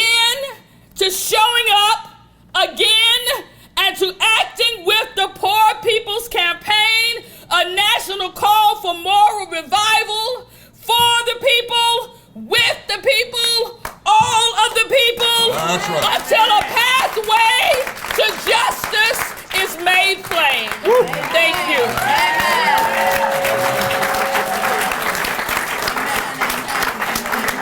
I want to ask all of the denominational leaders to just join hands and put hands on Liz and me, not because we're servants, but there's reason. Dr. Forbes pastored the church where Dr. King, and I'm quickly coming to the last three, delivered Silence His Betrayal. The next day, 150 newspapers came out against him. Unions and labor left him. Denominations left him, his own denomination. Understand how miraculous this moment is. And others are coming. We're going to have other press briefings about it. But for these denominational leaders, and in this time, these sisters are leading, this brother from the Jewish community, we have people from Islam who are coming. It is a certain form of, it's an epiphany to some degree. It is a kairos moment. Huh? Dr. Forbes. And I want those of you, Mary, and I say this respectfully, that got a little gray around the edges. No, but I want you all, because you all fought when you didn't have. You see what I'm saying? You prayed for the day that the church would not see church over here and fighting for justice and poverty over there, but it would be one battle, one holy battle, if you will, one battle of love. It means more than we know, not to us, but to history itself. Thank you so much. I am just, and Venus. And all the Venuses are rejoicing when we come together. I want to invite now Mary Kay Henry, who's representing just some of labor, others coming. I want to invite the Reverend Alvin Jackson to come, who's with the National Civil Rights Museum, and Gina Belafonte, who's coming. Okay, I got it. I missed one. I'm sorry. And who's to come. Gina Belafonte with Sankofa, the daughter of Harry Belafonte, with a special message from him. And I want you to know also the media that Mary Wright Edelman, who was the person who did the policy for the original Poor People's Campaign, much of the policy work, not all of it because it was done in conjunction, but she's also supportive and inviting us. And our first week of action will be around child poverty. And I want, as Ms. Susan Crow, I'm sorry that we stepped over, but come on, my dear United Methodist General Secretary and CEO, come on. And she represents the General Secretary and CEO. Would the others come and stand with her? Come on up, Mary Kay and with that, and Alvin. He's the tall Timothy. Well, come on in the middle. Come on in the middle. Yeah, there you go. Now, there we go. As the General Secretary of the General Board of Church and Society of the United Methodist Church, I get to walk into this United Methodist building every day. Just outside of this room hangs the 1908 Social Creed of the Methodist Church. Since 1908, our church has called for a living wage in every industry. How wonderful this work has been integral to our faith for over a century, and how tragic. For we know that we are gathered here calling for many of the same things, not in 1908, but in 2017. Our 1908 Social Creed was written as a call to action against the impacts of an unjust economy on individuals, families, and communities. Today, the United Methodist Church continues its prophetic witness to advocate for a living wage in every industry, for the rights of all workers to organize, for the faithful stewardship of money, and for moral budgets that prioritize the needs of the poor over the greed of the wealthy. Yes. Poverty is often a result of unjust systems, and so we at Church and Society, along with United Methodists all around the world, are committed to changing these unjust systems. In the litany that goes with our social creed, we say, today is the day. Today is the day that God cries with the masses of starving people, despises growing disparity between rich and poor, demands justice for workers in the marketplace, and so shall we. So shall we. Today is the day God brings good news to the poor, proclaims release to the captives, gives sight to the blind, and sets the oppressed free. And so shall we. Today, the General Board of Church and Society stands with the Poor People's Campaign, a national call for a moral revival, because God is at work here. God is working for justice, and so shall we. And so shall we.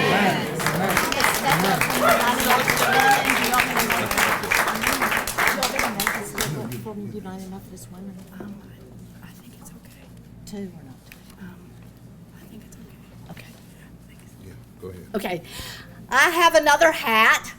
The General Secretary of the United Methodist Women, which is a member organization of tens of thousands of people, sent a statement and asked me to read it on their behalf. The 500,000 member Women's Mission Organization of the United Methodist Church celebrates the initiation of the Poor People's Campaign, a national call for moral revival. Our work with women and on behalf of women, children, and youth has caused us to identify the growing economic inequality in the United States as a key social justice policy. We have direct experience of the urgency of this focus in our own communities and through the work of the service institutions we support. For us, issues of class, race, and gender are always intertwined, and we welcome the chance to work with this campaign. United Methodist Women work to develop leaders and mobilize on behalf of women, youth, and children. We do this in our focus on a living wage for all. Our commitment to working with others is long-standing. Our predecessors joined Ida B. Wells in the anti-lynching societies across the South. We worked with the Children's Defense Fund to support the now threatened Children's Health Insurance Program, and we look forward to working with this campaign to advocate for moral budgets and the actions needed to reduce income inequality, reverse mass incarceration, support the health of mothers and children, and to protect God's good creation. Right. Thank you all. Thank you. As Mary Kay comes, know too that the clergy that are here are not just coming, somebody asked me to speak and to pray, but we will go to jail together with the poor. Amen. And put our bodies where our hearts are and our mouths are. That's right. Thank you so much, Mary Thank you so much. The members and working people of the Service Employees International Union are proud to join together in the Poor People's Campaign, a national call for a moral revival.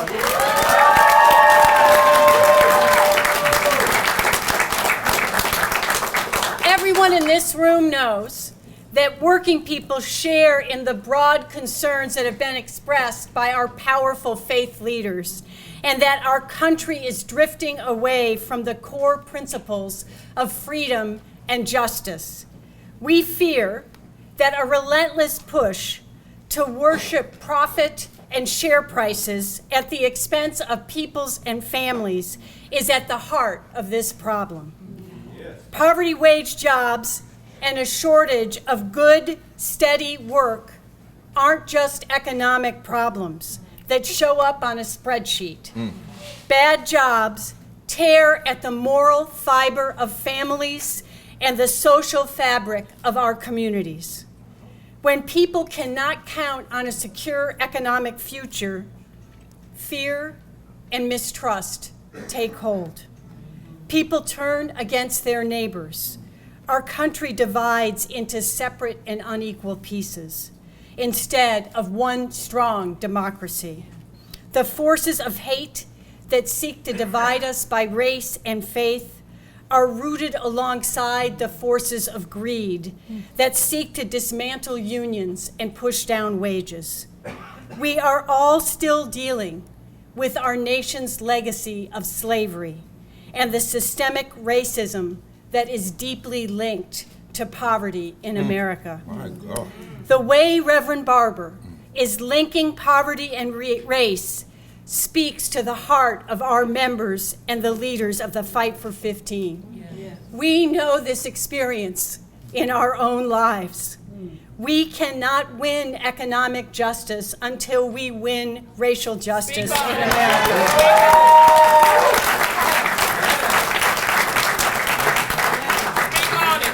The moral injustices we face, racial, immigrant, environmental, healthcare, all stand in the way of us breaking the chains of poverty. We join this movement because we know in the power of unity. We stand on the shoulders of people before us who have linked arms across divide and have shown that the power of unity can make the impossible possible. Previous generations of working Americans transformed dangerous low-wage factory work into good jobs through the power of unions. Our renewed task is to remake today's care and service sector work into jobs that lift up families. Yes. Yes. We know that the way to make this happen is to make a loud and proud demand that America needs unions and to join the Poor People's Campaign, a national call for a moral revival.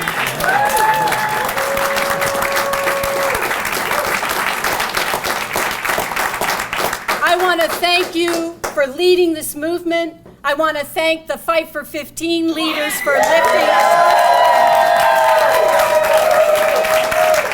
We know that this will not be easy, but we are determined to stick together for a better America where all work is valued, all people are respected, where every family and community gets an equal chance to thrive, and we use our last breath to make this world a better and more equal place for the next generation. Thank you very much.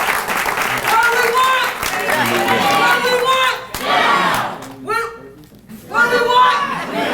When do we want it? Now. If we don't get it, shut it down. If we don't get it, shut it down. If we don't get it, shut it down.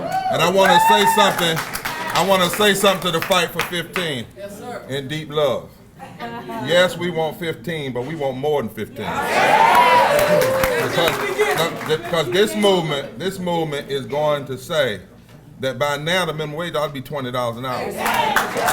And this movement is saying we can't have 15 piecemeal for 10 years, and by the time you get it, the 15 you got. So we are talking about living wages. We are talking about the poor having the, we're even going to talk about guaranteed income. And so no one chant will supersede any, because we have to hold it all together. All right. So be willing now, because some of the things we say I'm gonna have to lose some things, because we've got to change the narrative. That's right. We got a city in North Carolina said they'll give you 15 in 20 years. What the hell is that gonna do? So when we go in and sit down and go do civil disobedience, we're doing it for all that we need. Back in the civil rights movement, they said this: what do we want? Freedom. How much do we want? All of it. All of it. All of it. How much of it? All of it. What do we want? Freedom. How much of it? All of it. And if we don't get it, shut it down. If we don't get it, shut it down.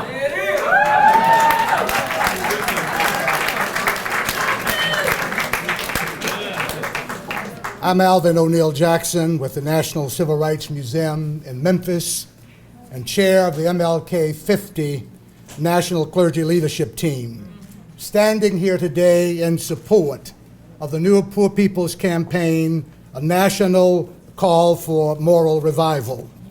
The National Civil Rights Museum, located at the historic Lorraine Motel, where Dr. King met his untimely death, almost 50 years ago, along with clergy in Memphis and faith leaders in cities across the country, have determined that the 50th year of the Prophet Martin's death cannot be just another commemoration. That's right. Another looking back. That's right. Big on ceremony, but short on service and sacrifice. Help us, Arab. It has to be a continuation, a commencement, a convocation, a holy convocation, a consecration, not just another moment in time, but a movement that dares to change the times. One of the things Dr. King was doing hours before his assassination, before walking out on that balcony of that motel in Memphis, was working on a sermon that he was preparing to preach that coming Sunday at the National Cathedral here in Washington, D.C.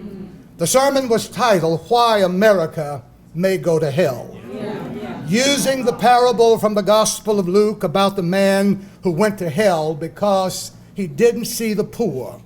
Dr. King wrote in his notes that I've come by here today to say that America too is going to hell if she doesn't use her wealth. If America does not use her vast resources of wealth to end poverty and make it possible for all of God's children to have the bare necessities of life, she too will go to hell. America's leaders have not heard and heeded the prophet's call. Tax cuts for the wealthy on the backs of the poor, balanced budgets and unbalanced diets, guided missiles and misguided men do not a great nation make. That's right. Only a revolution of moral values is capable of bringing about the change on the scale necessary to address the giant triplets of racism, extreme materialism, and militarism. That's right. And so we have come today, clergy and lay, black, white, and brown, immigrants and native-born, Republicans and Democrats, That's right. people on the right and the left, conservatives and liberals, gay and straight, Christians, Jews and Muslims, people of faith and people of no faith, the rich and the poor, upper class, middle class, maybe even no class, ordinary citizens and community activists. We've come from across the length and breadth of this land. We've come to join in a new moral revolution of values. We've come to join hands in a new poor people's campaign. Yes, sir. Forward together. Not one step back. Forward together. Not one step back. And we will not give up until justice rolls down like waters. Yes. And righteousness and truth and love and compassion and health care and jobs like an ever-flowing stream.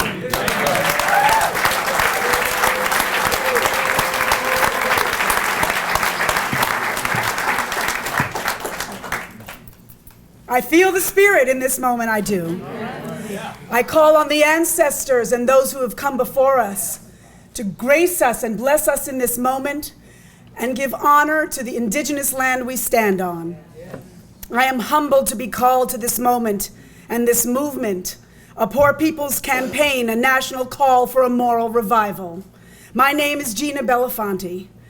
I was told, and I believe, artists are the gatekeepers of truth, and many have joined our call. Culture plays a cultural and critical role in this community. And tonight, at 7 p.m., the Howard Theater here in D.C., we will provide a portion of that cultural expression with a combined concert mass meeting. Please join us there, and as well on live stream Facebook at Ben & Jerry's. The legacy I am born into is one that helped to shape the historical civil rights movement of 50 years ago as we know it. And it is a legacy that belongs to us all. It is our time to hold ourselves accountable, to not let any distractions get in the way of our collective goal. Our humanity is in the balance. That's right. And our commitment to the liberation of all oppressed people is our shared vision. We are here today. We choose to learn from each other and support each other, for it is our duty to fight and claim our freedom. We choose to support and protect one another, and we choose love and community to share this path. right. My father has these words to share as our elder in this struggle. That's it. Nothing could be more timely, more strategic, and more poetic than the idea of resurrecting the Poor People's Campaign as the voice of public resistance to the abandonment of the poor in this country and the great need for us to pay attention to what is happening to America and to our citizens who are trapped in the abyss of poverty. I recommend to all those who have the capacity to not only attend and support this movement and event, but to also give support to Reverend Barber and Theoharis, to Sankofa and to Gina Belafonte. Well, that's a little plug, but, and all the young people who have come together to resurrect this campaign, which was the last big movement that Dr. King had initiated. He was murdered before that movement came to full fruition. And I think that now, all these many years later, the idea of resurrecting the campaign is most welcomed and one in which I plan to participate. Let me say my father is going to be 91 on March 1st, 2018. We all have a role towards freedom and true democracy. It is my honor and duty to walk in step with some of the most remarkable individuals I have ever been in service of and with, some of whom you see here today. We are here, and until all of us are free, none of us are free. That's right. Thank you.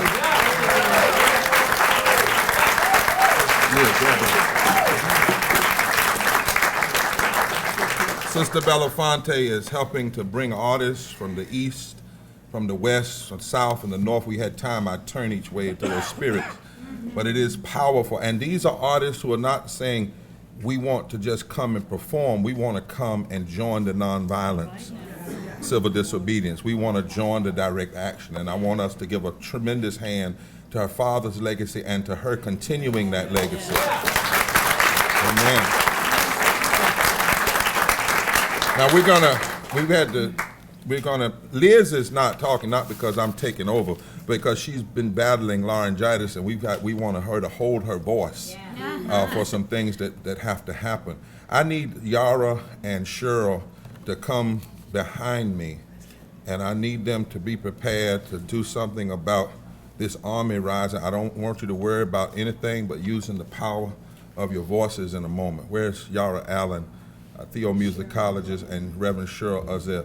I need y'all to come up here quickly and start humming, because there's an army rising. I want you to know that all around the world, people are looking at this movement.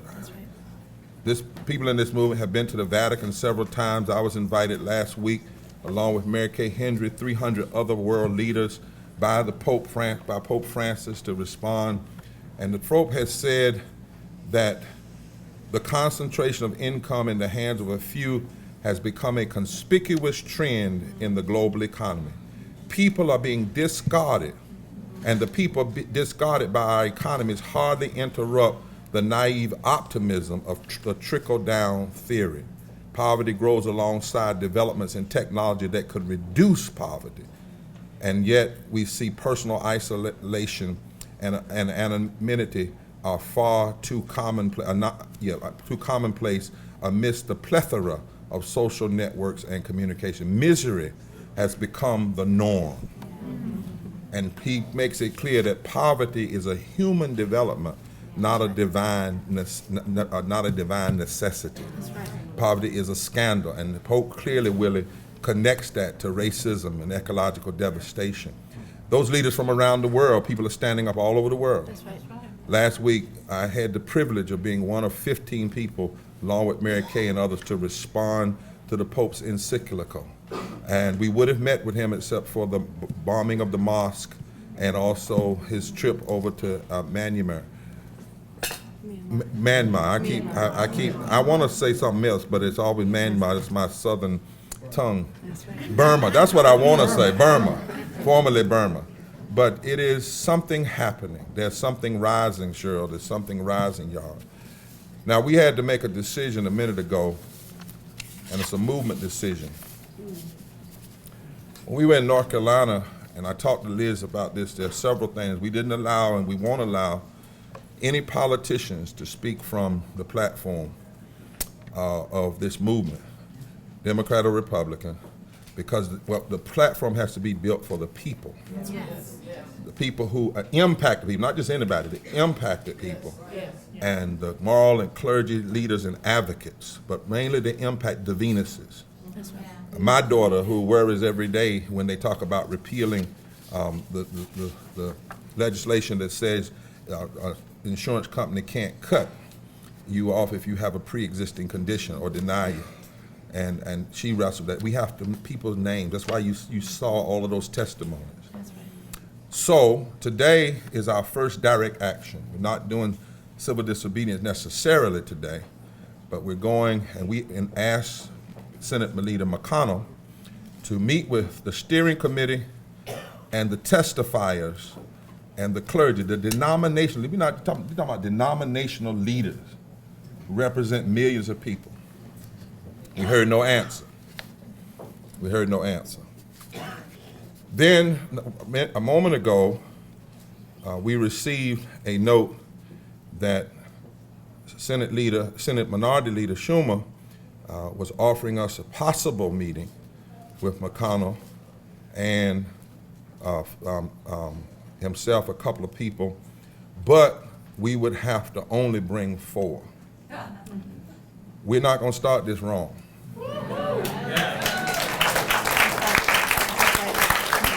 They will meet with us, but we're not going to start off isolating. It's all of us or none of us. That's right. They've got meeting space enough. They meet with the lobbyists, all of them. That's right. They meet with their wealthy donors, all of them.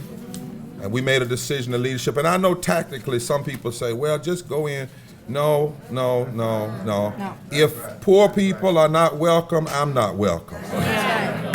Huh? If these clergy leaders are not welcome, these denominational leaders, then I'm not welcome.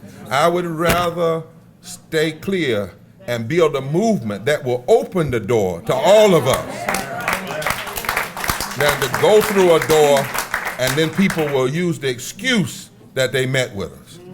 So we are going to deliver the letter. I won't read it all, but part of it says, you and many of your colleagues say you're Christians and that you let your religion guide your policy making. You even say you're pro-life, but your actions are stripping people of health care they need to survive. You are working to pass legislation that is antithetical to the more than 2,000 verses that call on us to care for the poor and the sick.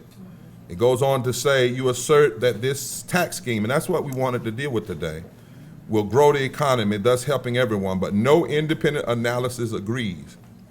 You say you're acting on your faith in spite of the evidence.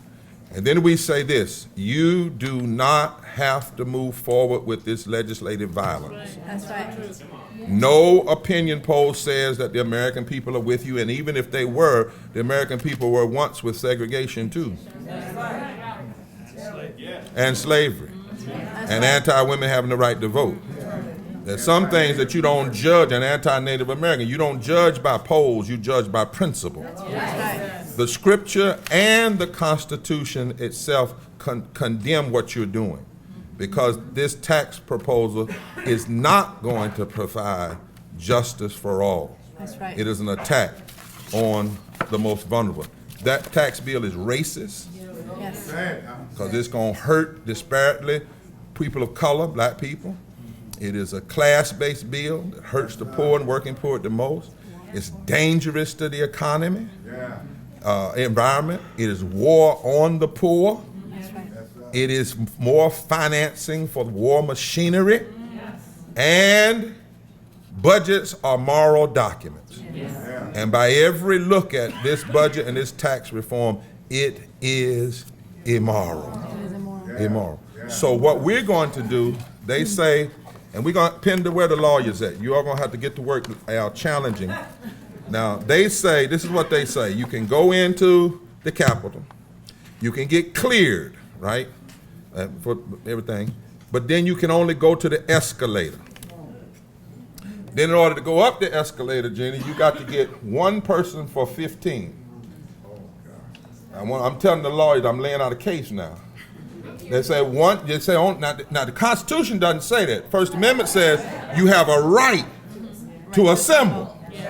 Am I right, Dr. Ford? To assemble. And I don't think, Dr. Forbes, any of these pastors here, y'all have only 15 people can come in. Huh? Right? You want more. But they say you have to have one staff person per 15. And then you can get up the escalator. Now, to go to our Senate leader's office. See, the office, and I'm not talking about the individual. The office is the Senate leader. Yes. The House Speaker, that's not partisan, that's the office. Yes. Speaker of the whole House, supposedly. You then have to have an appointment. So we called and sent letters for an appointment. That's right. No answer. That's right. No answer. So we've got some people going to help us get up the escalator.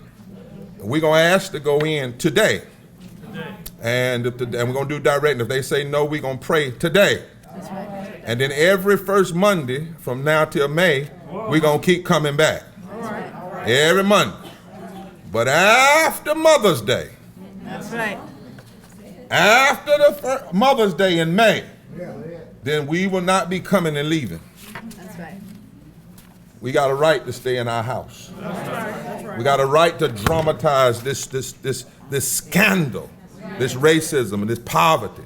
And so we want to ask everybody that can walk over today. We want every clergy to walk with a non-clergy, an impacted person. We're going to walk 2 by 2 over, 3 by 3, go through, and we're going to see what happens today. But what we're not going to do today, because this is a commitment we have to make for this movement to have integrity, we are not going in and meeting by ourselves. When we started Mar Monday, and Liz, you know about this from your work, they always want to pull one person out. That's right. Or a couple of people out. Huh? Mm-hmm. And then isolate. And we're not going for that. That's right. We're not going for that. The doors will open. Mm-hmm. When they call Liz, we made a commitment. You're not separating us. They call Liz, they call me. They call me, they call Liz. We got friends. When you want to meet, how many? We've got this steering committee. All of us can go in. Because that's what all the lobbyists do. Mm-hmm. That's what all the political actors do. And so it's time for us to demand respect. So respectfully, we don't even know if they've cut the deal for the meeting. He said he might be there, he might not. Right? We can't have that kind of, you don't tell the leader of denomination. I said to my leader, Al, I said, you don't come here and meet with a staffer. That's right. And people and God have voted you to lead millions of people. No, lives are on the line. And so we're going to, Yara and Cheryl, as we hold hands just 1 second. And then Robin and Clinton will give some more specific. And Robin and Clinton are going to give us instruction. But I need you all in just down home. No, they're going to, most of the media is going to ask us on the way. Okay. Media is waiting for us over there. And we'll do questions there, members of the media, and as we go. But I want Yara and Reverend Uzzell, the old way when we didn't have synthesizers and stuff. Where y'all? I want y'all to find that note that says an army is rising to break every chain. And then after they do that, Clinton and Robin, and if you're a little sweaty and your feet are hurting a little bit, think about the people that won't be able to get in a car after this. That's right. Think about the people that have to stand all the time on jobs and make hardly anything. Think about the people who want to stand but they're so sick and they don't have health care and they can't stand. Think about the people who want to stand but their bodies have been torn apart in wars they should have never fought in. Think about the people that suffer the kind of depression, spiritual depression, because they see so-called spiritual leaders standing on the side of the greedy rather than standing with the poor. And that'll give us just a little bit more energy. Is there an army rising? There's an army. There's an army rising up. There's an army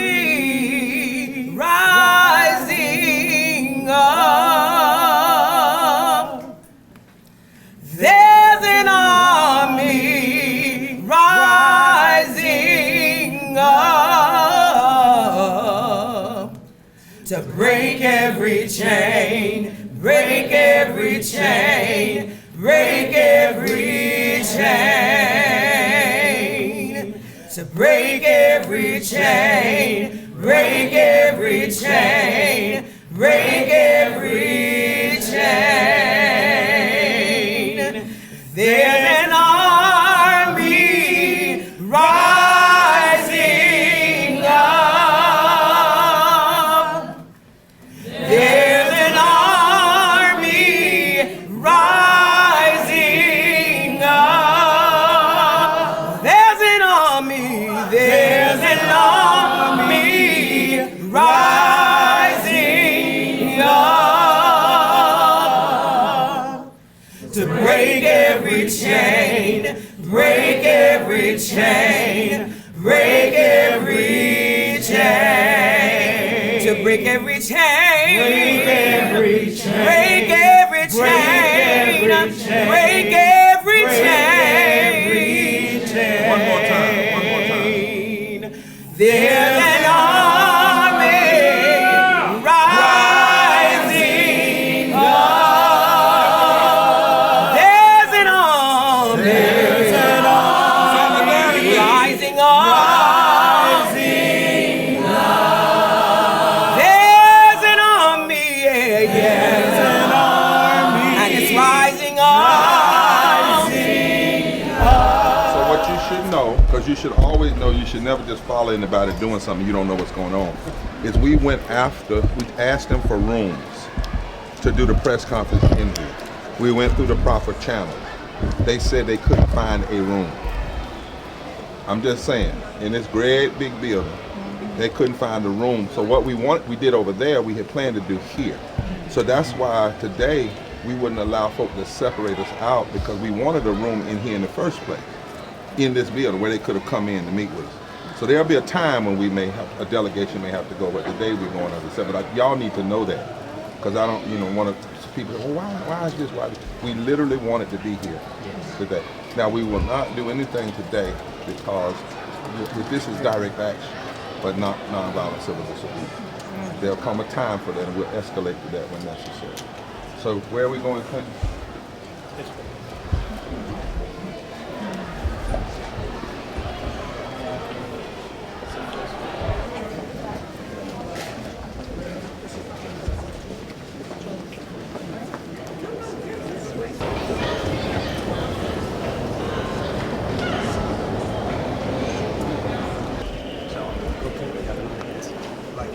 So this door over.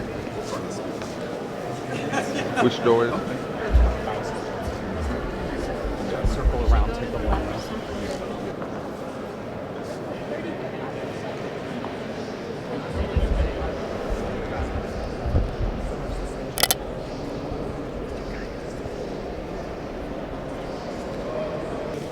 Wait till our people get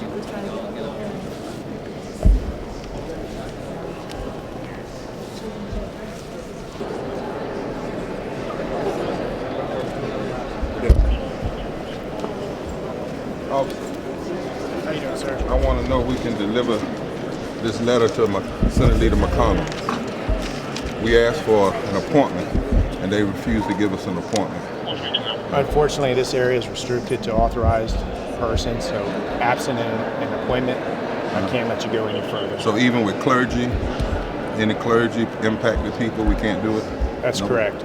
Only authorized persons with official business that have appointments are allowed to proceed. Okay, well, we don't have any beef with you, but we got beef with them. And would you give it to them? I can't accept it, unfortunately. Okay. You can certainly try mailing it or So other options the people like that. here can see we've tried to deliver. We had asked them for a meeting to go in with clergy. You got denominational leaders, Jews, Muslims, and Christian people from the tribes around the country. And all we wanted to do was to have this letter on behalf of poor people. But I know you got to do your job. And so we're not going to fight that today. We won't deal with that. But we would like to have a moment of prayer. If I could just ask you to move over towards the center so I can keep this open for other people to pass. Thank you, Reverend. We're going to go right to the center.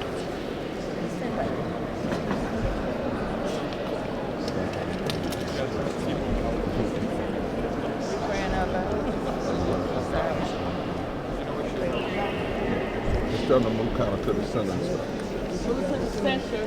stuff. Everybody move center, please.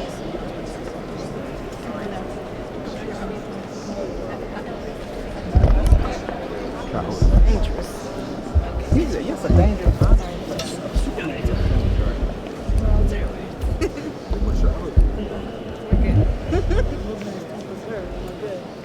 Where we at?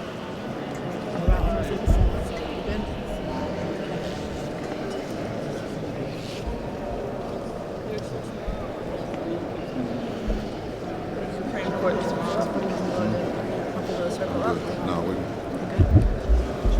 so, brothers and sisters, we tried to deliver the letter. They told us that unless you have an appointment, you cannot even go in and meet with the Senate leader or the leader of the House. It's amazing how they can hide from the people, but they are very outward. They love to get on the media whenever they pass legislation that are going to hurt the people. Today we're not going to do full nonviolent civil disobedience, but this is the challenge we have. And they have too long domesticated our protest, giving us a place outside while they continue in here to do. We have to reconsecrate this as our own holy ground. That's right. God told Moses, he said, go tell Pharaoh, don't send him a tweet. Don't send him an email. And don't holler from the mountain, but go right up into the places. Jeremiah 22 says, go to the royal palace. Jesus went in the temple, went in the place. And so we've got to do the same today. And if they may tell us, and if they give a first warning, we will. But I want to pray this prayer that actually Mary Wright Edelman sent out for someone. And it is a powerful statement, Liz. And I want us to say it together. And then they're going to ask us to stop. But y'all just say it with me in our own voices. Oh God. Oh God. I'm not smart enough. I'm not smart enough to debate monetary, fiscal, or budget policy. With the Federal Reserve. The Treasury. Or the Congressional Budget Office. But I know injustice. When I see it. I know wrong. When I see it. I know immorality. When I see it. O Spirit of the universe. You told us. When we give to the poor. We lend to you. So when we take from the poor. We steal from you.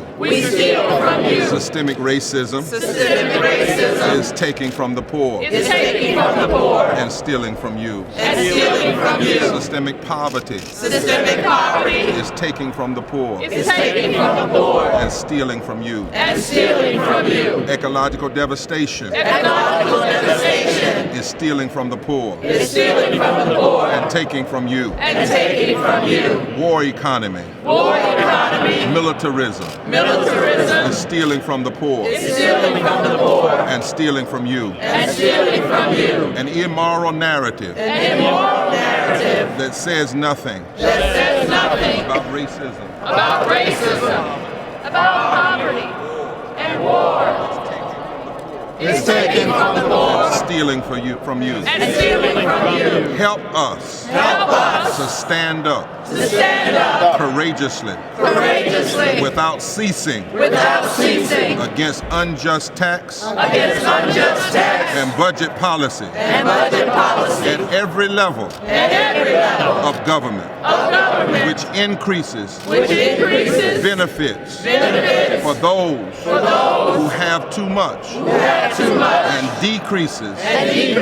Benefits. For those. Who have too little. Help us. To stand up. For political choices. That closes the gap. And ends the gaps. Between the rich and the poor. Rather than to stand up. For choices. That widen the gap. Help us. To say to this nation. And these leaders. Woe unto you. Who legislate evil. Legislate evil. Rob the poor. Of their right. Make women. And children. Their prey. The day is over. We stand for justice. We stand for justice. Right now. Right now. Right here. Ladies and gentlemen, this conduct is unlawful. You need to cease and desist. If you continue, you'll be subject to arrest.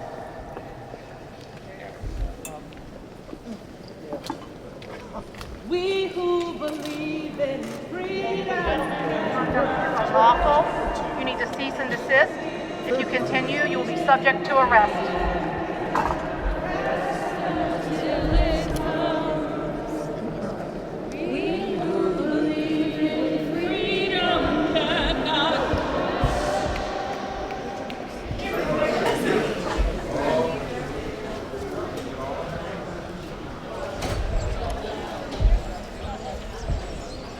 Well done.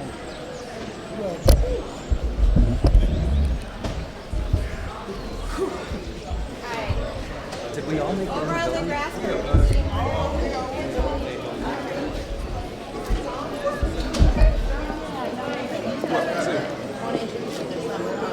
Really close Let's do this. fighter in the struggle. We're going to gather over on the grass, conclude, and then head back to the Is it the glare? We want to thank the staffers today. I want to give a context, though, to what we're doing, because one thing you have to have in a movement is discipline. Now, this season of civil disobedience is not going to just be a lot of folk being loud and nobody know what we're being loud about. That's right. It's not going to be just a lot of screaming.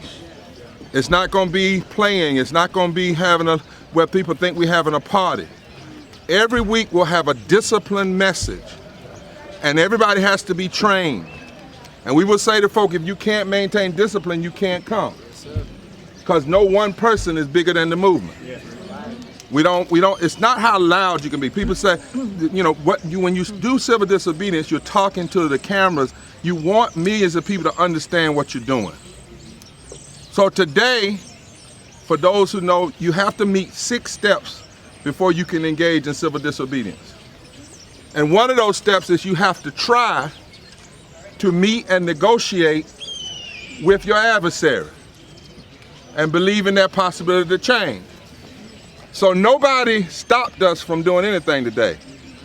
We stopped on our own, because we choose the day that we engage. We don't let other people choose when we battle. Today was the day to get the message out. Today was the day to make sure people were clear on the 4 points. Today was the day to release the audit. Today was the day to show the unity. Today was the day to be so clear on live stream that by the time we got out of the building, students from Howard text Tracy Blackman and said, we are ready for reinforcement. If everybody's just screaming and hollering, nobody gets that message. It is our bodies we put on the line. There'll be time for our voices. And even when the voices come, we want the voices to be the impacted people speaking, so that people know their name, know their face, and that can begin to pull at the heartstring of the nation. Now we asked, so you'll know, we asked for a room inside the building. They told us they couldn't find one. So understand, the press conference wasn't supposed to be over there. It was supposed to be, we wanted it over here. But that was strike one. Right. Yeah. You can't find a building for the people in the people's house. That's right. Strike one. All right. We wrote and had it certified that we wanted to meet with McConnell, not his staff, with McConnell. He meets with lobbyists, so he can meet with us about this bill. And how it impacts the whole agenda, from race to from war economy. They refused. Strike two. Strike two. Right? Strike three, we went through the process. We got these little cute badges that in May we won't be worrying about. All right? All right? And we went on a so-called tour to get in the rotunda. And our lawyers watched that, and now they're putting together a legal strategy so they can challenge that, because you shouldn't be able to tell folks they can't come in a certain part of our building, a museum, right? And so then we went up to the police. Yes. And you don't holler at the police when you're doing this, because they're doing their job. They ain't making a living wage neither. Right. Keep your target. Your target is your state capitals, the nation's capital, the majority leader, the speaker's office. Why? We're not even focusing on Trump. We are, but we're not, because Trump is temporary. But the laws that are passed in here can stand for 15, 20, and 30 years. Yes. This is a discipline movement, right? So we went up to the cops, officers, nice. Can we go in? They said no. We said why? They said because you can't. We said we asked for a meeting. They said, well, they didn't give you the meeting. You can't come in. We asked the officer would they take it in, just to let them know one more time. He said they are not allowed. Strike three. Strike three. Yeah. Strike three. We just consecrated the rotunda. That's right. Somebody asked me, said, do you need to pray anymore? We stopped. That was it. That was the end of the prayer. They didn't stop us from praying. We prayed. We prayed. That was the end. If you know anything about the New Testament, whenever you cast out demons, you didn't talk a lot. All right. Now, if I was praying a praise prayer, I'd be in there right now. Oh, hallelujah. Thank you, Jesus. Woke me up this morning. But I was, that was a prayer of casting out. That was a prayer of consecrating. It's straight to the point. We all prayed together. The whole nation heard it. Now, every first Monday, groups are going to go back and do the same thing. Until the Monday after Mother's Day. Monday after Mother's Day, though, it won't just be here. It'll be in all those states and here. Now, somebody said, well, what if it's 200 people here and 100 people somewhere? That won't be a lot of people. Add it up. 100 times 25 is 2,500. Plus another 500 here is 3,000. There has never in the history of this country been a nonviolent, agenda-driven, discipline-led, sustained, nonviolent civil disobedience of that many people at state capitals and the United States Capitol in the history of this country. Right. With this kind of diversity. If we maintain discipline, and others will come, we're saying to folk, you can't just show up though and say, I'm getting arrested. You got to go through the training. Training for civil disobedience, training for voter registration, training for power building. You don't come down rallies and you got to put on masks. That's right. We want to see who's with us. Yes, sir. And all of the beauty of God's creation. Right? We want to see. And we maintain nonviolent, not non-political. We are challenging violence with nonviolence. That's right. The policy is violence. And we're challenging it. And our first goal of this moment is to shift the narrative. And if on that first day, that first week, 25 states acting simultaneously in here, it will force every news media outlet to have to report it. Yes. Right now, what the president is doing, he's setting the media agenda, and they can't seem to figure that out. He tweets at 6 and then sets the whole media agenda for the rest of the day. We have to break through that. One rally is not going to do it. One letter is not going to do it, Nelson. One email that you've taught me, these elders around here, it has to be a sustained movement. And it is, lastly, it is, I think, it is not an irony, but it is a strange twist. It's almost deja vu that we would be here today, and today would be the third day of the Montgomery bus boycott. I didn't say they one time. Third day. That's right. So think in terms of a marathon and not in terms of a sprint. Now, who's gonna go recruit people? Who's gonna use who's gonna use every contact you have?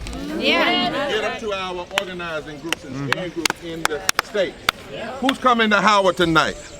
Come on. And come on out tonight. You have done exactly what we were supposed to do today. Don't discount what was done. It's all over that Capitol right now. And it's all, people are saying, what in the world? And when you don't do it, when they expect you to do it, it actually allows you to do it better.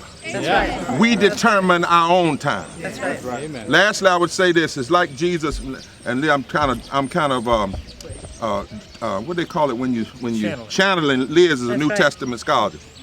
A lot of people who may not be Christian don't understand the scripture that says when somebody slaps you, turn the other cheek. They think that means you're going to be weak. It's not what it means. What Jesus meant was, if somebody slaps you on your left cheek and they're facing you, the only way they can take their right hand, slap you on your left cheek, they have to backhand. In other words, in the ancient world, that would mean treat you like a dog. Shoo. You're not even human. Jesus said, be so powerful that you turn the other cheek and say, if you're gonna hit me again. I'm gonna make you hit me like a man. I'm gonna make you honor my humanity. The very act that you do to me is going to actually prove that I am not what you said. I'm not to be discounted. I'm not a dog. I'm not trash. I'm not dust. I'm not to be discarded. This movement, in this moment, is going to make the souls of poor folk be honored and respected. We may not change everything next year. We already know that. But these 40 days are going to launch a movement to shift the narrative. And before you can have moral implementation, you must shift the moral imagination. Preachers, are y'all ready? Yeah. Chiefs of tribes, are you ready? People not of faith, are you ready? Yeah. People of faith, are you ready? Yes. Impact the people, are you ready? Ready. Are you fired up? Fired up. And you ready to go? Ready to go. Let's come tonight, let's sing together. And let's shake the foundations of this nation together. Amen? Amen. Amen. Amen. Ashe. Ashe. Break every chain. Break every chain. Break every chain.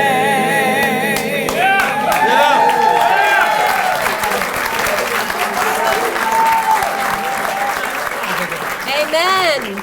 Amen. Amen.